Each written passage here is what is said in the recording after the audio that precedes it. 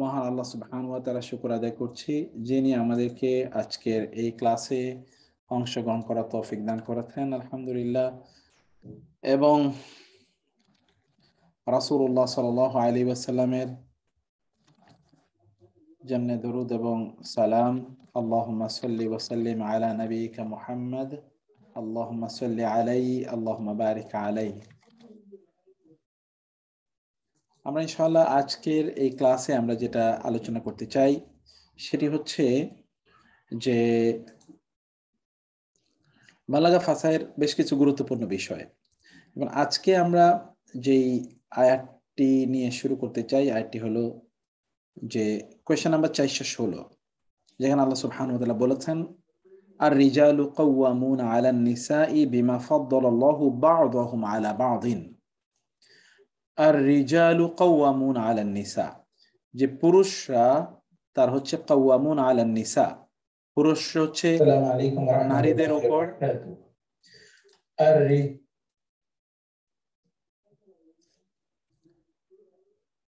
এখানে সরি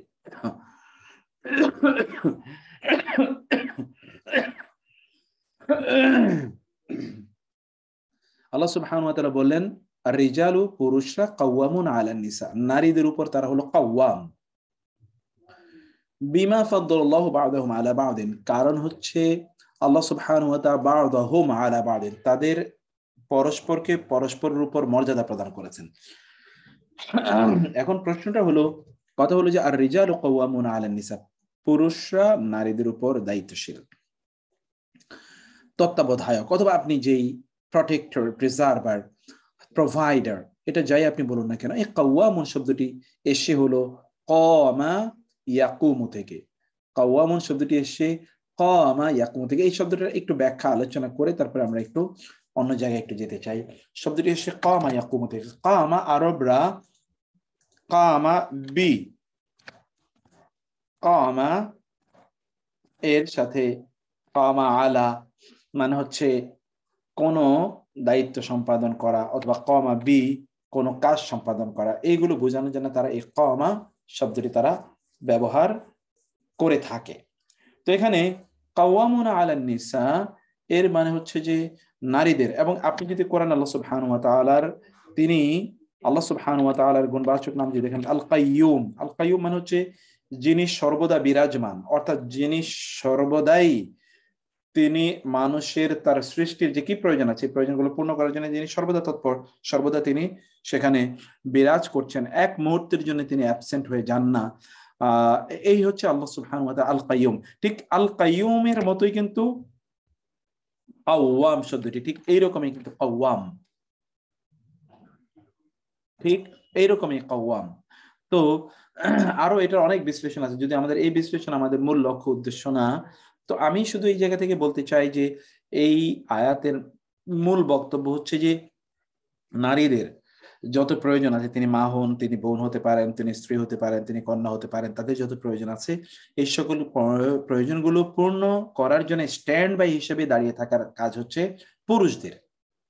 তারা stand by হিসেবে সেখানে তারা দাঁড়িয়ে থাকবেন।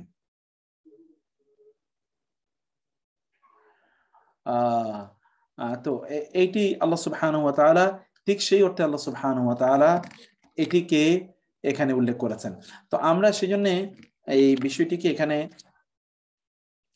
আমরা যেটা আপনাদের সাথে বলতে চাই তা হলো যে আল্লাহ সুবহানাহু ওয়া তাআলা যখন তিনি বললেন কাওয়ামুন আলান নিসা, তো এই অর্থ কাওয়ামুনের মূল অর্থটা, এবং আপনারা যারা শুনছেন আপনাদেরও এই অনুভূতিটি সামনে রেখে কাজ করতে হবে যে আল্লাহ সুবহানাহু যখন বলেছেন তার মানে হচ্ছে, যেমন কোরআন আল্লাহ সুবহানাহু ওয়া তাআলা অন্য জায়গায় বলেছেন, লিয়ুনফিক যু যু সাআতিম মিন সাআতিহি ওয়া মান কুদিরা আলাইহি রিজকুহু ফাল ইউনফিক মিম্মা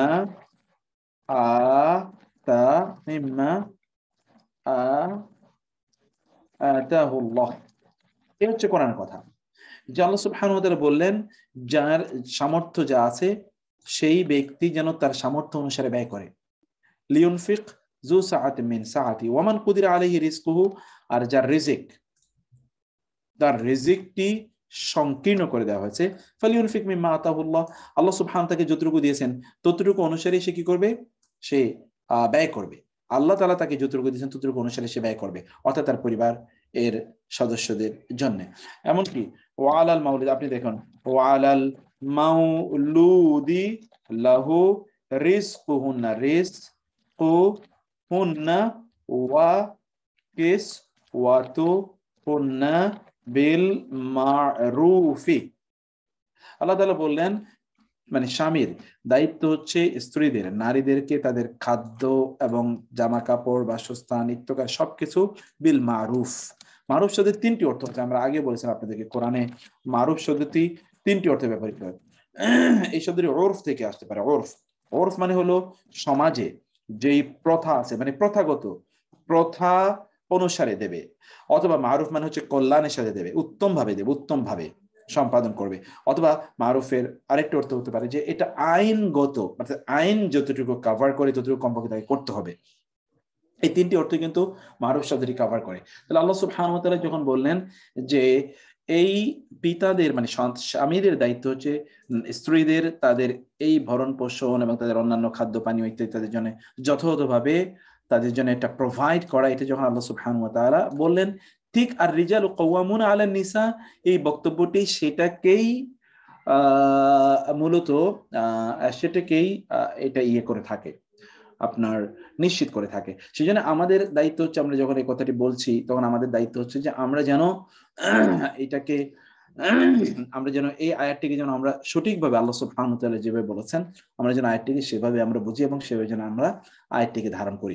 এখন এখানে দ্বিতীয় যে বিষয়টি আমি বলছি, যে দ্বিতীয় যে বক্তব্যটি এখানে, সেখানে আল্লাহ সুবহানাহু বললেন যে বিমা ফাদ্দালাল্লাহু বা'দাহুম আলা বা'দিন, আল্লাহ সুবহানাহু ওয়া তাআলা, কারণ আল্লাহ সুবহানাহু ওয়া তাআলা তাদের পরস্পরকে পরস্পরের উপর তিনি ফজিল মানে তিনি মর্যাদা দিয়েছেন।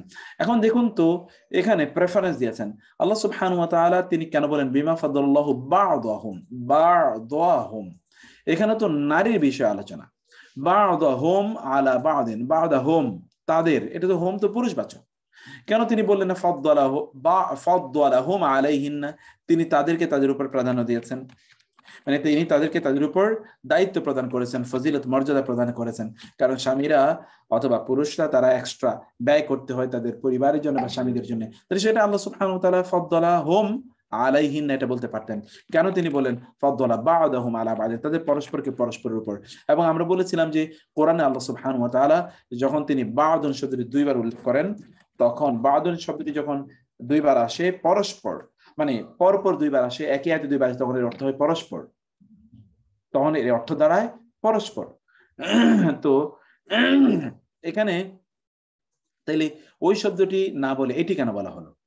এর মানে হচ্ছে যে আল্লাহ সুবহানাহু ওয়া তাআলা এটা লিহিকমাতিন জালিলা, একটা মর্যাদাপূর্ণ প্রজ্ঞার কারণে এটি আল্লাহ তাআলা করেছে। তাহলে কি ওয়াহিয়া ইফাদাতুন আন্না আল ইমরাআতা মিনার রাজুল ওয়ার রাজুল মিনাল মারআতি বিমানজালাতিল আ'দা মিন জিসমিল ইনসানি, মানে মানুষের শরীরের একটি অঙ্গ যেমনি ভাবে আরেকটি অঙ্গের সাথে সম্পৃক্ত এবং একটি অঙ্গ আরেকটি অঙ্গের সাথে কানেক্টেড, ঠিক তেমনি ভাবে স্বামী এবং স্ত্রী বা নারী এবং পুরুষ একজন আরেকজনের সাথে কানেক্টেড।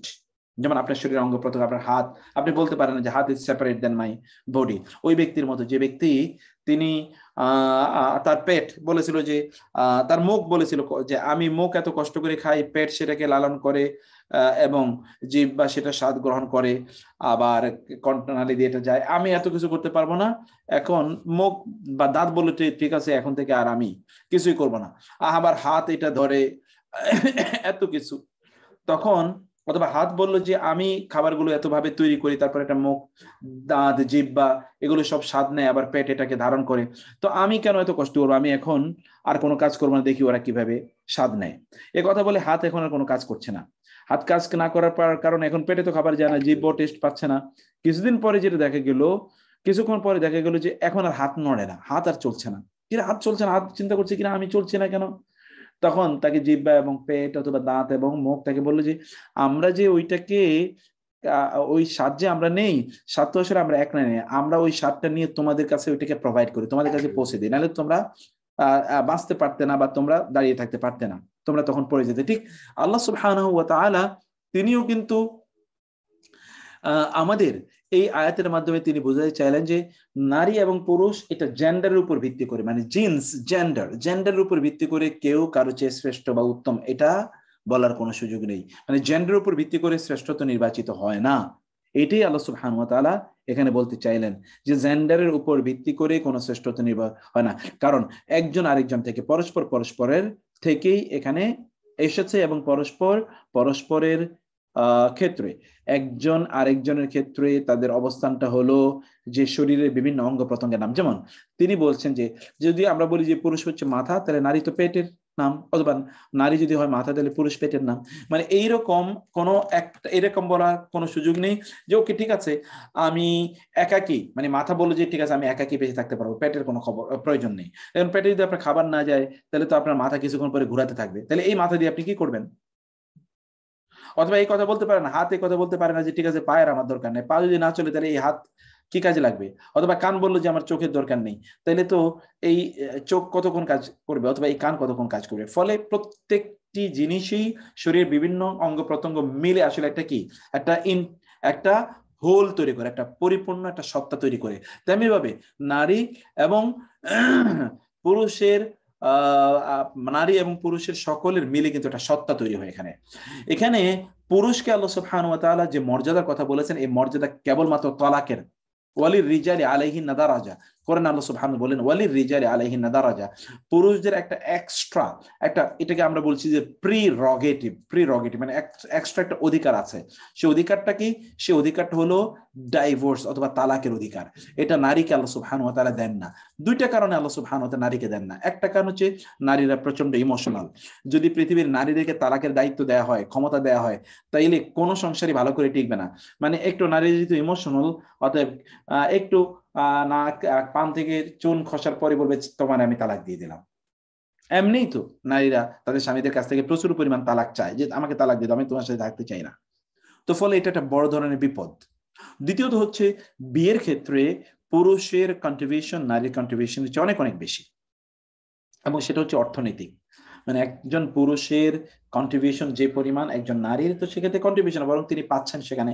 মানে আপনি বলতে পারেন একজন পুরুষ দ্বিতীয় বিয়ে করা তার জন্য যত সহজ, একজন নারী দ্বিতীয় বিয়ে করা তত সহজ নয়।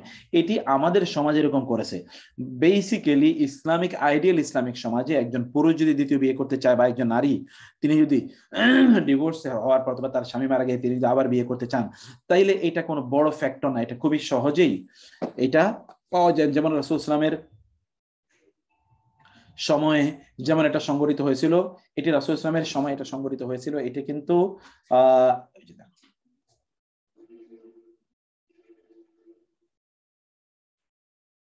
রাসূলুল্লাহ সাল্লামের অথবা সাহাবায়ে কেরাম আইডিয়াল যুগে কিন্তু এটি কোনো ব্যাপার হিসেবে কাজ করেনি। তো তবে এই জায়গাগুলোতে এই আয়াতগুলো নিয়ে কিন্তু নারীবাদীরা, তথাকথিত ইসলাম বিদ্বেষীরা, তারা কিন্তু ভয়ঙ্কর কিছু কথাবার্তা তারা বলে থাকে। সেই জন্যে নারীদের নিয়ে এই আলোচনাটি আপনাদের কাছে একেবারে স্পষ্ট হয়ে দরকার। অতএব এই জায়গায় সুম্মা লিত্তাবিরি হিকমাতুন উখরা, তিনি বললেন যে এখানে এইভাবে আল্লাহ সুবহানাহু ওয়া তাআলা বলার কারণে একটা সূক্ষ্ম একটা বিষয় এখানে প্রকাশ করে, তাহলে যে আন্না হাযা তাফদীল ইন্নামা হুয়া লিল জিনসি লা লিজামি আফরাদির রিজাল আলা জামি আফরাদিন নিসা, যে এখানে এই যে আল্লাহ সুবহানাহু ওয়া তাআলা যে আত-তাফদীলের কথা বলেন, আত-তাফদীল কিন্তু এটা কোনো কমন টার্মের ইস্যু নয়।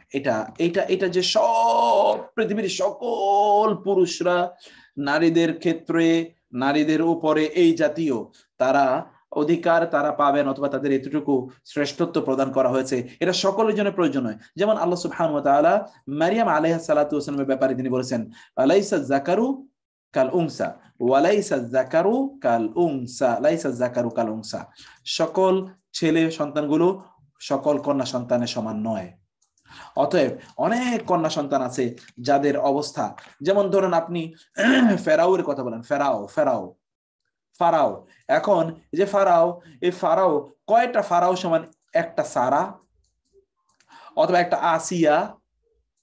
কয়টা ফারাও সমান বলেন তো?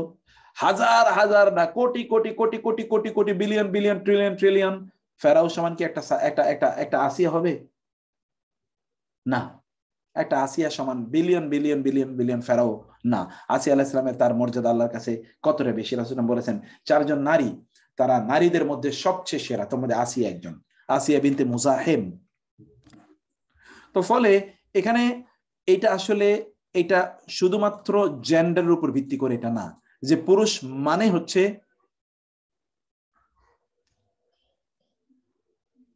জি আব্দুর রহমান ভাই ঠিকই বলেছেন, এটা কিন্তু জেন্ডার, যে মেল মানে হচ্ছে সুপিরিয়র আর ফিমেল মানে হচ্ছে ইনফেরিয়র, ব্যাপারটা কিন্তু এরকম না। এটা কিন্তু জেন্ডারের উপর ইস্যু নয়, এটা সকলের জন্য প্রয়োজন। কারণ কত এমন অনেক নারী আছে যারা তাদের স্বামীদের চেয়ে জ্ঞানে এগিয়ে, দিনদারিতে এগিয়ে, আমলের দিক থেকে এগিয়ে। যেমন কবি বলেছেন, ওয়ালাউ কানার নিসাউ কামান যাকারনা লাফুদ্দিলাতিন নিসাউ আলা রিজালি। যদি আমরা যেই নারীদের কথা আমরা বলেছি যে নারীদের মধ্যে এই বৈশিষ্ট্য থাকা উচিত, যদি এইরকম থাকতো তাইলে পৃথিবীর প্রায় সকল পুরুষের উপর নারীরা শ্রেষ্ঠত্ব পেয়ে যেত। নারীদের মধ্যে সেই গুণটা তারা অর্জন করতে পারে না, আর যারা অর্জন করতে পেরেছে তারা অন্য পুরুষদের উপর তারা শ্রেষ্ঠ। যেমন আমি যে কথা বললাম, যেমন আয়েশা রাদিয়াল্লাহু তাআলা আনহা, কয়জন কত সাহাবীকে আপনি শুধু আয়েশা রাদিয়াল্লাহু তাআলা সমান বলবেন? কতজনকে? সুবহানাল্লাহ। অথবা ফাতেমা রাদিয়াল্লাহু তাআলা আনহা সাইয়্যিদাতু নিসাই আহলিল জান্নাহ, অথবা খাদিজাতুল কুবরা রাদিয়াল্লাহু তাআলা আনহা, কতজন পুরুষের সমান করবে আপনি?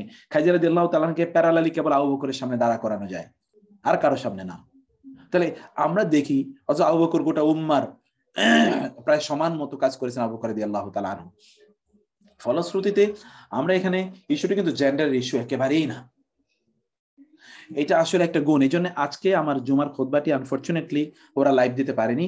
আমি জুমার খুতবাতে ঠিক এই রিজাল বলতে বুঝিয়েছি, যে আল্লাহ তাআলা যে বলেছেন রিজাল, man, man, what is the meaning of man? এই ম্যান কি কোনো জেন্ডারের নাম নাকি?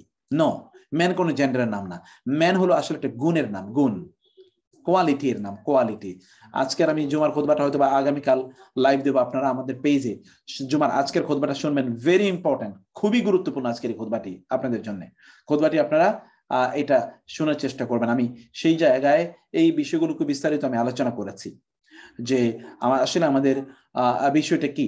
তো যাই হোক, আমি এখানে যে কথাটি বলতে চাচ্ছি আপনাদেরকে তা হলো যে এই এখানে আল্লাহ সুবহানাহু ওয়া তাআলা যখন তিনি বলেছেন বিমা ফাদ্দালাল্লাহু বা'দাহুম আলা বা'দিন, তিনি বলেন না যে বিমা ফাদ্দালাহুম আল্লাহু আলাইহিন্না, আল্লাহ তাআলা তাদেরকে পুরুষদেরকে নারীদের উপর তিনি ইয়ে দিয়েছেন, ব্যাপারটা কিন্তু এরকম না।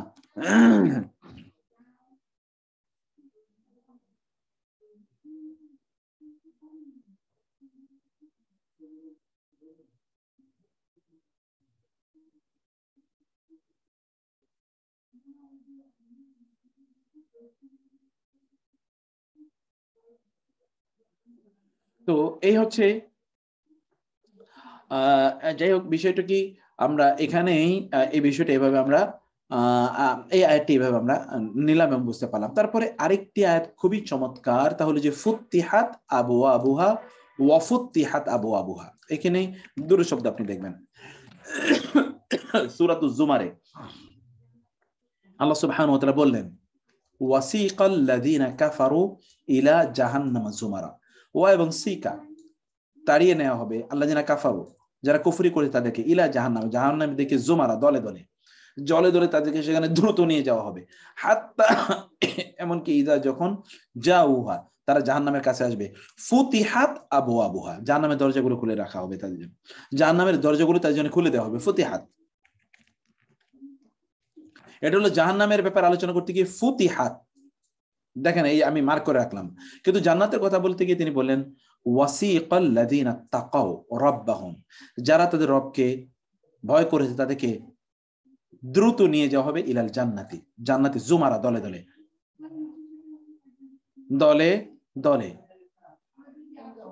ওকে, হাত্তা এমনকি ইদা যখন জাউহা তারা, ইজা যখন জাউহা তারা যখন জান্নাতের কাছে আসবে, ওয়াফুতিহাত, এখানে দেখেন ওয়া, এখানে কিন্তু ওয়া নাই, ফুতিহাত আবওয়াবুহা, বক্তব্য কিন্তু একই ধরনের, কিন্তু এখানে আছে ওয়াও, এখানে কিন্তু এখানে ওয়াও আছে, এখানে কিন্তু ওয়া নাই। অফুতিয়াত আবওয়াবুহা, এবং তার দরজাগুলো খুলে দেওয়া হবে। এখন ইস্যু হলো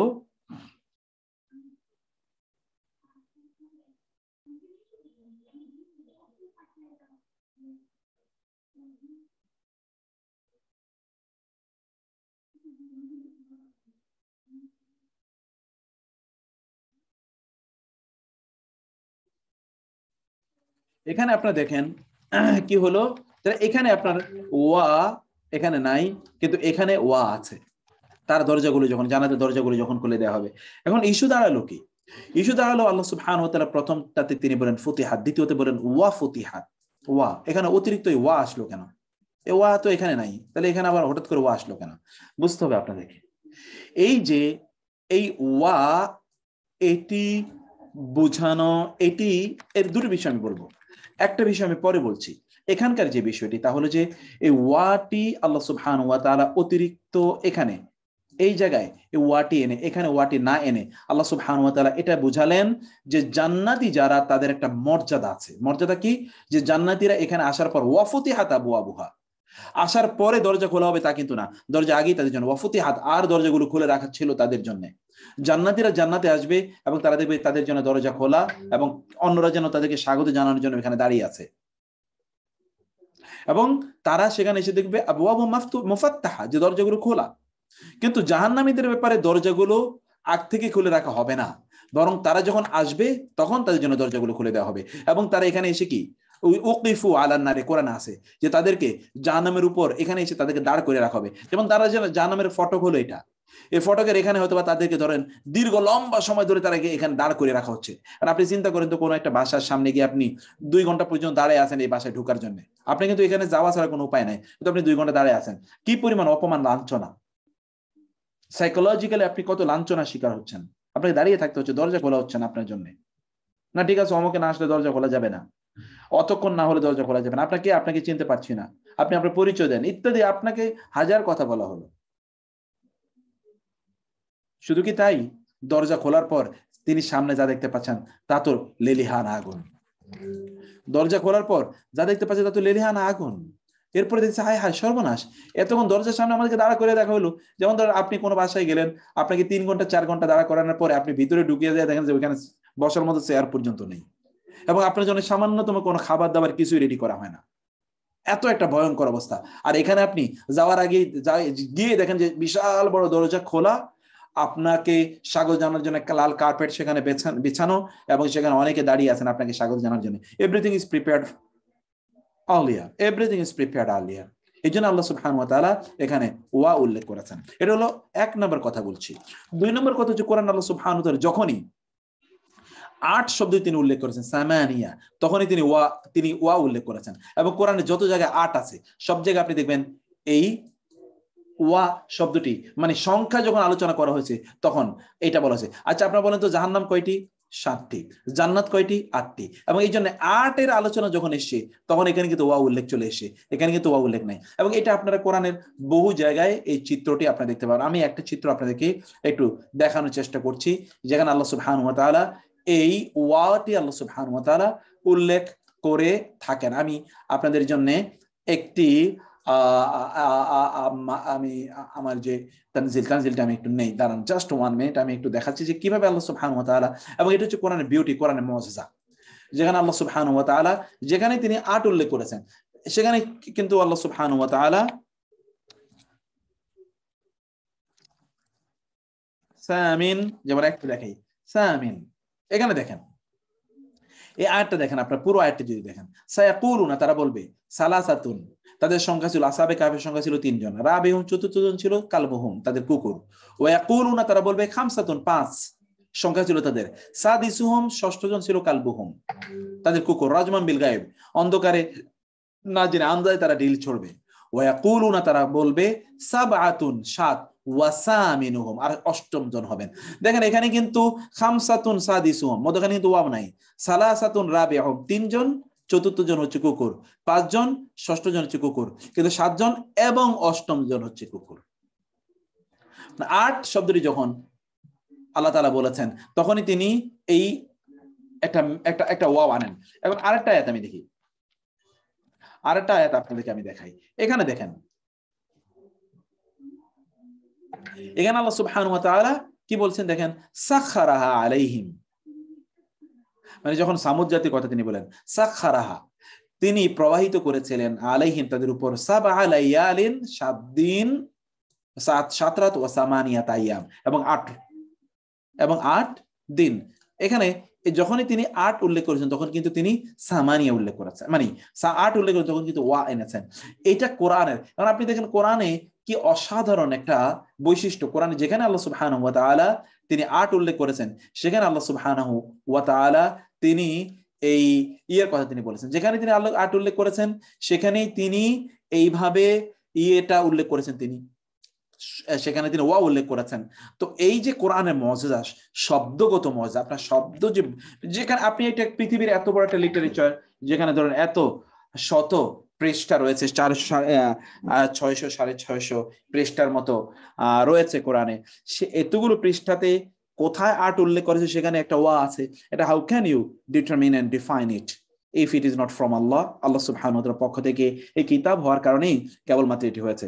আমি এখন থেকে যখন আপনারা সূরাতু আজ-জুমার পড়বেন, আপনারা যখন ফুতিহাত এবং ওয়াফুতিহাত পড়বেন, তখন আপনাদের দৃশ্যপটে ভেসে উঠুক যে জান্নাতীদের জন্য আগ থেকে এভরিথিং উইল বি প্রিপেয়ার্ড, আর জাহান্নামীদেরকে সেখানে এমনি দাঁড়িয়ে করিয়ে রাখা হবে। এটাও একটা পানিশমেন্ট, বিভিন্ন ধরনের পানিশমেন্ট আছে, তো এটাও sort of punishment for them. সাইয়্যিবাত ওয়া আবকারা, আল্লাহ সুবহানাহু ওয়া তাআলা সূরাতুত তাহরিমের ৫ম আয়াতে তিনি আল্লাহ রাসূল সাল্লাল্লাহু আলাইহি ওয়াসাল্লামের প্রতি, তার আল্লাহর রাসূলের প্রতি আল্লাহর ভালোবাসার কথা উল্লেখ করতে গিয়ে তিনি বললেন যে, হে রাসূলের স্ত্রীগণ, তোমরা রাসূলকে যেভাবে জ্বালাতন করো, অর্থাৎ কোন একটা প্রেক্ষাপটকে, লিমা তুহাররিমু মা আহাল্লাল্লাহু লাকা তাবতাগি মাওদাতা আজওয়াজিক ওয়াল্লাহু গফুরুর রহিম। এই যে রাসূলুল্লাহ সাল্লাল্লাহু আলাইহি ওয়াসাল্লাম মাগাফিরের যে ঘটনাটি, অথবা মারিয়া কিপ্তিয়া রাদিয়াল্লাহু তাআলা আনহা এর সাথে রাসূলুল্লাহ রাসূল ইসলামের তার সাথে সময় দেয়াকে কেন্দ্র করে আয়েশা রাদিয়াল্লাহু তাআলা, হাফসা রাদিয়াল্লাহু তাআলা আনহা এবং অন্যদের মাঝে যেই হিংসা তৈরি হয়েছিল এর প্রতি, তার প্রতিফলনে আল্লাহ সুবহানাহু ওয়া তাআলা রাগান্বিত হয়ে তিনি রাসূল ইসলামের স্ত্রীদেরকে লক্ষ্য করে বললেন, আসা রব্বুহু, আশা করা যায় তার রব, ইন যদি তাল্লাকাকুন্না, মুহাম্মদ সাল্লাল্লাহু আলাইহি ওয়াসাল্লামের রব তিনি করবেন, যদি তিনি, অর্থাৎ মুহাম্মদ সাল্লাল্লাহু আলাইহি ওয়াসাল্লাম যদি তোমাদেরকে তালাক দিয়ে দেন, আইয়ুবদিলাহু, তাহলে আশা করা যায় যে তার রব তাকে পরিবর্তন করে, তোমাদের পরিবর্তন করে এমন আজওয়াজান, স্ত্রী প্রদান করবেন, খায়রান, যারা উত্তম মিনকুন্না, তোমাদের চেয়ে। চিন্তা করেন, এটা কিন্তু রাসূল সাল্লাল্লাহু আলাইহি ওয়াসাল্লামের একান্ত পারিবারিক ইস্যু। আল্লাহ সুবহানাহু ওয়া তাআলা এখানেও, আল্লাহ সুবহানাহু ওয়া তাআলা এসে তিনি এখানে কি, তিনি রেগুলেট করলেন, রেগুলেট। আল্লাহ সুবহানাহু ওয়া তাআলা বললেন, আমি আমার রাসূলকে এত ভালোবাসি, আমার রাসূল আমার কাছে এতটা প্রিয় যে, হে রাসূলের স্ত্রীগণ, তোমরা যদি আমার রাসূলকে উত্ত্যক্ত করো, বিরক্ত করো, তাকে যদি এভাবে কষ্ট দাও, তাহলে হতে পারে তার রব বলবেন তোমাদেরকে তালাক দিয়ে দেওয়ার জন্য, এবং তোমাদের পরিবর্তে তিনি, তার রব, তার জন্য এমন স্ত্রীদের নির্বাচন করবেন যারা তোমাদের চেয়ে অনেক অনেক ভালো হবে। তারা হবে মুসলিমাত, মুমিনাত, কানেতাত, তায়েবাত, আবেদাত, সায়েহাত, সাইয়্যাত ওয়া আবকারা। দেখেন তো হঠাৎ করে এখানে ওয়া কেন? এখানে তো কোথাও ওয়া নাই। মুসলিমা, তারা হবে মুসলিমা, মুমিনা, তারা মুমিনা, কানেতাত বিনয়ী, তায়েবাত তওবাকারিনী, আবেদাত ইবাদতকারিনী, সায়েহাত রোজা রাখাই এমন, এবং সাইয়্যিবাত তারা হবে হয় ডিভোর্সি অথবা বিধবা, অথবা তাদের স্বামী আগে মারা গিয়েছে, ও আবকারা, অথবা তারা হবে এরকম যে তারা অবিবাহিতা, তারা বিবাহিতা অথবা তারা অবিবাহিতা। এখন দেখেন তো এখানে তো কোথাও এই ওয়াও নাই, ওয়াও নাই, ওয়াও নাই, কিন্তু এখানে হঠাৎ করে ওয়াও কেন? আপনারা জানেন ওয়া, এটা যেটা হরফ আতফ, হরফুল আতফ যে ওয়াটি, এই ওয়াটি কিন্তু আত-তানাদুদ, অথবা এটা কি, এটা হচ্ছে আপনার বিপরীত, বিপরীত বোঝায়, বৈপরীত্য, যে এটা কিন্তু ওইটার মতো না, এটা হচ্ছে মুতানাফিয়ান, মুতানাফিয়ান একটা আরেকটা হচ্ছে বিপরীত, মুতাগায়ের একটা আরেকটা হচ্ছে কি বিপরীত। আচ্ছা দেখেন তো, মানে একটা এইটা থাকলে ওইটা থাকবে না, ওইটা থাকলে ওইটা থাকবে না, দুটো, মানে এইটা এবং ওইটা একটা ভিন্ন ভিন্ন জিনিস। একটা ভিন্ন জিনিস। আচ্ছা দেখেন তো, যিনি মুসলিমা তিনি তো মোমেনা হতে পারেন, তার মধ্যে কানেতাত থাকতে পারে, তাইবাত, আবেদাত, সায়েহাত, এটা সব থাকতে পারে। এই গুণগুলো কিন্তু একই সাথে একজনের মধ্যে পাওয়া যেতে পারে। এই একটা কিন্তু আরেকটা বিপরীত না, এগুলো কিন্তু একটা থেকে আরেকটা আর বিপরীত না। কিন্তু সাইয়েবাত এবং আবকার কিন্তু একটা আরেকটার বিপরীত। সাইয়েবাত মানে হলো বিধবা, আবকার মানে হলো অবিবাহিতা। আচ্ছা, একজন অবিবাহিতা কিভাবে বিধবা হবে, অথবা একজন বিধবা কিভাবে অবিবাহিতা হবে? তো ফলে এটা যদি দুটো যদি একেবারে মানে আপনার completely conflicting and contradictory and আপনার ডিফারেন্ট, সেজন্য আল্লাহ সুবহানাহু ওয়া তাআলা এখানে হরফ আতফ উল্লেখ করলেন। যেমন আপনি যেমন কোরআনে আল্লাহ তাআলা বলেছেন ইন্নাল্লাযিনা আমানু ওয়া আমিলুস সালিহাতি, আমিলুস সালিহাতি। দেখেন তো এখানে ঈমান এবং আমালুস সালিহাত কিন্তু ভিন্ন জিনিস। ঈমান তো আকীদার ইস্যু, আর আমালুস সালিহ হচ্ছে আমলের বিষয়। অতএব ঈমান হলো, এটা হলো ঈমান আর এটা হলো ইসলাম। যেমন কোরআন আল্লাহ সুবহানাহু ওয়া তাআলা বলেছেন ক্বালাতিল আ'রাবু আমান্না কুল লাম তু'মিনু ওয়ালাকিন কুলু আসলামনা। ক্বালাতিল আ'রাবু, বেদুইনরা বলেছে আমান্না, আল্লাহ বলেন না না, বরং তোমরা কি আসলাম না, আসলে তোমরা ইসলামের কিছু জিনিসপত্র পালন করো কিন্তু ঈমান তোমাদের অন্তরে নাই। অধিকাংশ আমাদের অবস্থাটা এরকম যে আমাদের আসলে ঈমান আছে কিনা এটা আমরা জানি না। ইসলাম আমরা কিছু প্র্যাকটিস করি ইসলাম, কিন্তু আমাদের ঈমানের একেবারে কিন্তু কোনো খবর নাই। ঈমান আসলেই আদৌ আমাদের মধ্যে কতটুকু আমরা একেবারে জানি না। হতে পারে যে আমাদের ঈমানের অবস্থা কিন্তু অতটা ভালো না, হতেও পারে আমাদের ঈমানের অবস্থাটা অতটা ভালো না। তো সেই জায়গায় আল্লাহ সুবহানাহু ওয়া তাআলা আল্লাহ সুবহানাহু ওয়া তাআলা সেই বিষয়টি এখানে উল্লেখ করার জন্য, বোঝানোর জন্য এখানে একটা ওয়াও এনেছেন। তাহলে আমরা বলেছিলাম কি ওয়াও কিন্তু এটা তানাকুদ, এটা কিন্তু একটা কিন্তু আরেকটা বিপরীত, মানে একটা থেকে আরেকটা ভিন্ন, বিপরীত না সরি ভিন্ন। এই ভিন্নতা বোঝানোর জন্য আল্লাহ সুবহানাহু ওয়া তাআলা তিনি বুঝেছেন যে সাইয়্যিবাত এবং আবকার ভিন্ন। এই জন্য এই সিফাত গুলো বোঝাতে গিয়ে এই মধ্যখানে কোথাও ওয়াও আসেনি, কিন্তু এখানেই কেবলমাত্র ওয়াও এসে, এখানেই কেবল ওয়াও এসে।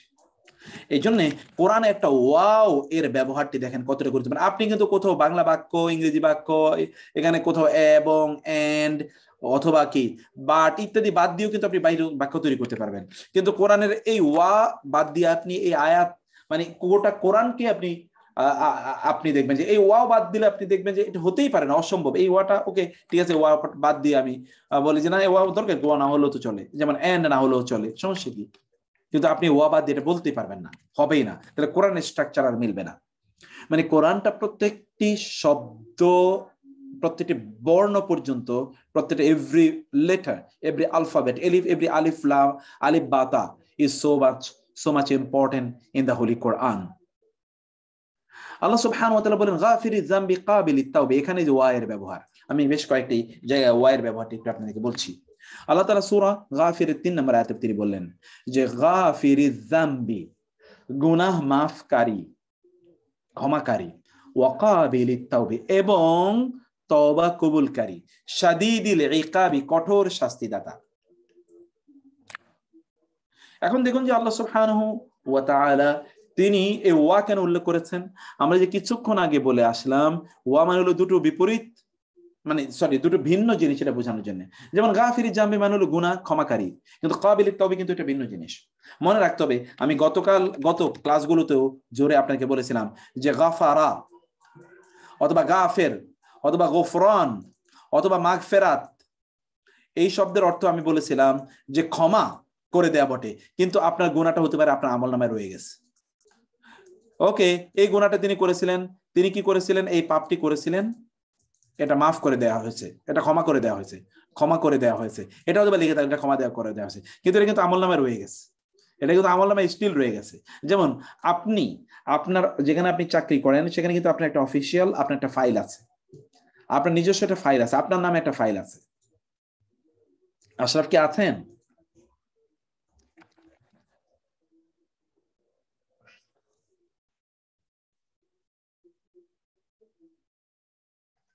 ওকে, যেমন ধরেন আপনার নিজের নামে একটা ফাইল আছে অফিসে, এই ফাইলে আপনার ব্যাপারে সকল কিছু এখানে লেখা আছে। হতে পারে আপনি কোনো একটা সময় একটা ভুল করেছেন, ভুল করার পর আপনার ওই ভুলের ব্যাপারে এখানে কিন্তু একটা অলরেডি একটা কি ডকুমেন্টেশন এখানে করা আছে, কিন্তু বলা আছে যে এখানে লাস্ট ডিসিশন কি, decision he is or she is forgiven, he is forgiven, she is forgiven, কিন্তু ফাইলে কিন্তু এটা রয়ে গেছে এখনো। এটা হলো গাফিরিজ যামবি, তিনি গুনাহ ক্ষমা করে দেবেন, কিন্তু ফাইলে রয়ে গেছে।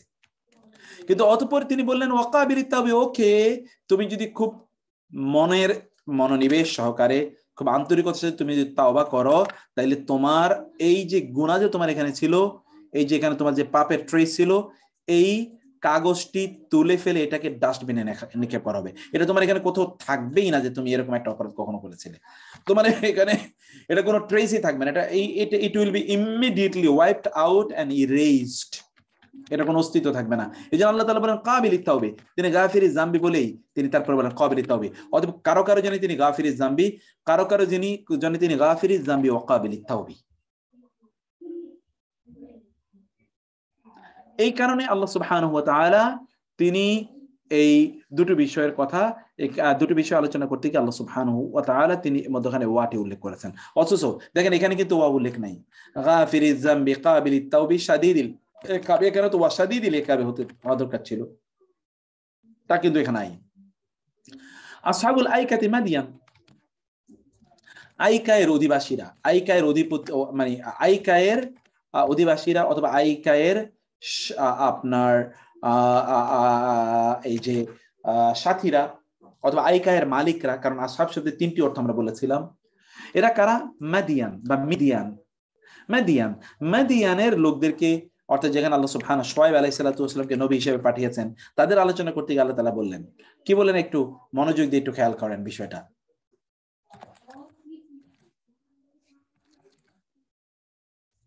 আল্লাহ সুবহানাহু বলেন কাযযাবা আসহাবুল আইকাতিল মুরসালিন, আইকার অধিবাসীরা রাসূলদেরকে তারা অস্বীকার করেছিল। এই যখন ক্বালা বললেন লাহুম তাদের জন্য শুআয়ব আলাইহিস সালাম যখন তাদের জন্য বললেন, শুআয়ব আলাইহিস সালাম বললেন, দেখেন তো এখানে ইজ ক্বালা লাহুম শুআয়বুন, অন্যদিকে ওয়া ইলা মাদিয়ানা, এবং মাদিয়ানে আল্লাহ পাঠালেন আখাহুম, তাদের ভাই শুআয়বকে। তো এখানে হঠাৎ করে এখানে আখাহুম, কিন্তু এখানে শুধুমাত্র শুআয়ব, কারণ কি?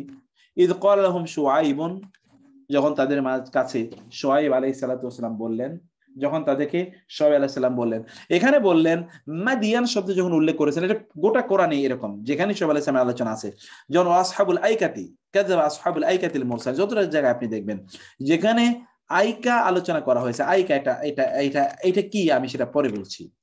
আইকা এর অধিবাসীরা, আইকা এর মালিকরা অথবা আইকা এর সহযোগীরা নবী রাসূলদেরকে অস্বীকার করেছিল, যখন তাদের জন্য বলেছিলেন শুআয়ব কে? অথচ মাদিয়ানের আলোচনা করতে গিয়ে বলেছেন যে তাদের ভাই, মাদিয়ান অঞ্চলের লোকদের ভাই শুআয়ব। এখানে বলেন ভাই, ওখানে কোনো শব্দই উল্লেখ নেই। তাহলে ঘটনাটা কি? ঘটনাটা হচ্ছে ইবনে কাসির রাহিমাহুল্লাহ বলেছেন লিআন্নাহু ওয়াসাফাহুম বিইবারাতিল আইকা ফালা ইয়াতানাসাবু যিকরাল উখুওয়াতি হুনা ওয়ালাম্মা নাসাবা ইলাল কাবিলাতি সাগা যিকরা করে বিআন্না আখুহুম। খুবই গুরুত্বপূর্ণ। তিনি সংক্ষেপে বলেছেন, আমি দুটো বিষয় আপনাদেরকে বলি এখানে। ইবনে কাসির একটি বলেছেন, আমি দুটো বিষয় বলি। প্রথমত বিষয় হলো যে এখানে এই আইকা মাদিয়ান হলো মূলত একটা অঞ্চলের নাম, একটা গোত্রের নাম মাদিয়ান। এই গোত্রে শুআয়ব আলাইহিস সালাতু ওয়াস সালাম জন্ম নিয়েছেন, তিনি এই গোত্রের একজন, অতএব তিনি তো তাদের ভাই। কিন্তু আইকা আসলে এক ধরনের একটা গাছের নাম। আইকা একটা গাছের নাম। এটা একটা বিস্তীর্ণ মরুভূমিতে একটা ঘন ঝোপ বিশিষ্ট একটা গাছ ছিল এটা আইকা। এই আইকা গাছের পূজা করতে হলো মাদায়েনের লোকেরা। শুআয়ব আলাইহিস সালাম তাদেরকে বললেন এই আইকা গাছের পূজা যেন তারা না করে, এবং আরো তারা যেন কুফরি না করে, এবং তারা যেন ওজনে কম না দেয়। আপনারা জানেন শুআয়ব আলাইহিস সালামের জাতি, তারা ওজনে কম দিত। যেহেতু তারা এই গাছটির তারা উপাসনা করত, পূজা করত, আমাদের দেশেও তো এখনো তো এরকম অনেক কথা আছে যে কোনো একটা বিস্তীর্ণ প্রান্তরে যদি একটা গাছ থাকে, আপনারা মনে করেন এটা বুঝি খুব পুণ্যবান গাছ। এছাড়াও তো বাংলাদেশে গাছের পূজা করে, বিশেষ করে মিরপুর 1 নম্বরে শাহ আলীর মাজারে গেলে আপনি দেখবেন গাছের পূজা কাকে বলে। রাজশাহীতে কোথায় যেন 300 না 400 বছরের একটা আম গাছ না কি একটা বট গাছ আছে, ওইটা তো রীতিমতো লোকেরা পূজা করে। আমি সিলেটের শাহজালালের ওইখানে কবরের ওইখানে গিয়ে দেখেছি, সেখানে গাছের তো গাছ মাছ কি নাই। ওই দিন দেখলাম যে কবর ধুইতেছে, ওই কবর ধোয়া পানি মুসলমানরা লাইন ধরে আনতেছে, কবর ধুইতেছে, ওই ধোয়া পানি মুসলমানরা খাওয়ার জন্য লাইন ধরে আনতেছে।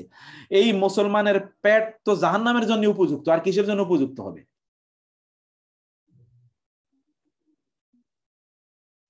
এখন পরিস্থিতিটা কোথায় আছে? আল্লাহ সুবহানাহু ওয়া তাআলা বললেন যে এই আইকা এর সহযোগীরা, আইকা এর মালিকরা অথবা আইকা এর সাথীরা, এই আইকা ওই গাছের যারা উপাসনা করতো তারা নবী রাসূলকে অস্বীকার করেছে। যখন শোয়েব আলাইহিস সালাম তাদেরকে বলেন, আচ্ছা শোয়েব আলাইহিস সালামের সাথে এদের ব্রাদারহুড কেমনে হয়? এরা তো এই গাছের পূজা যারা করে তাদের ব্যাপারে আল্লাহ তাআলা বলেন, এরা তো তাদের ব্রাদারহুড এখানে আসতেই পারে না কোন অবস্থায়। গাছের সাথে আবার ব্রাদারহুড, গাছের উপর ভিত্তি করে ব্রাদারহুড কেমনে তৈরি হয়?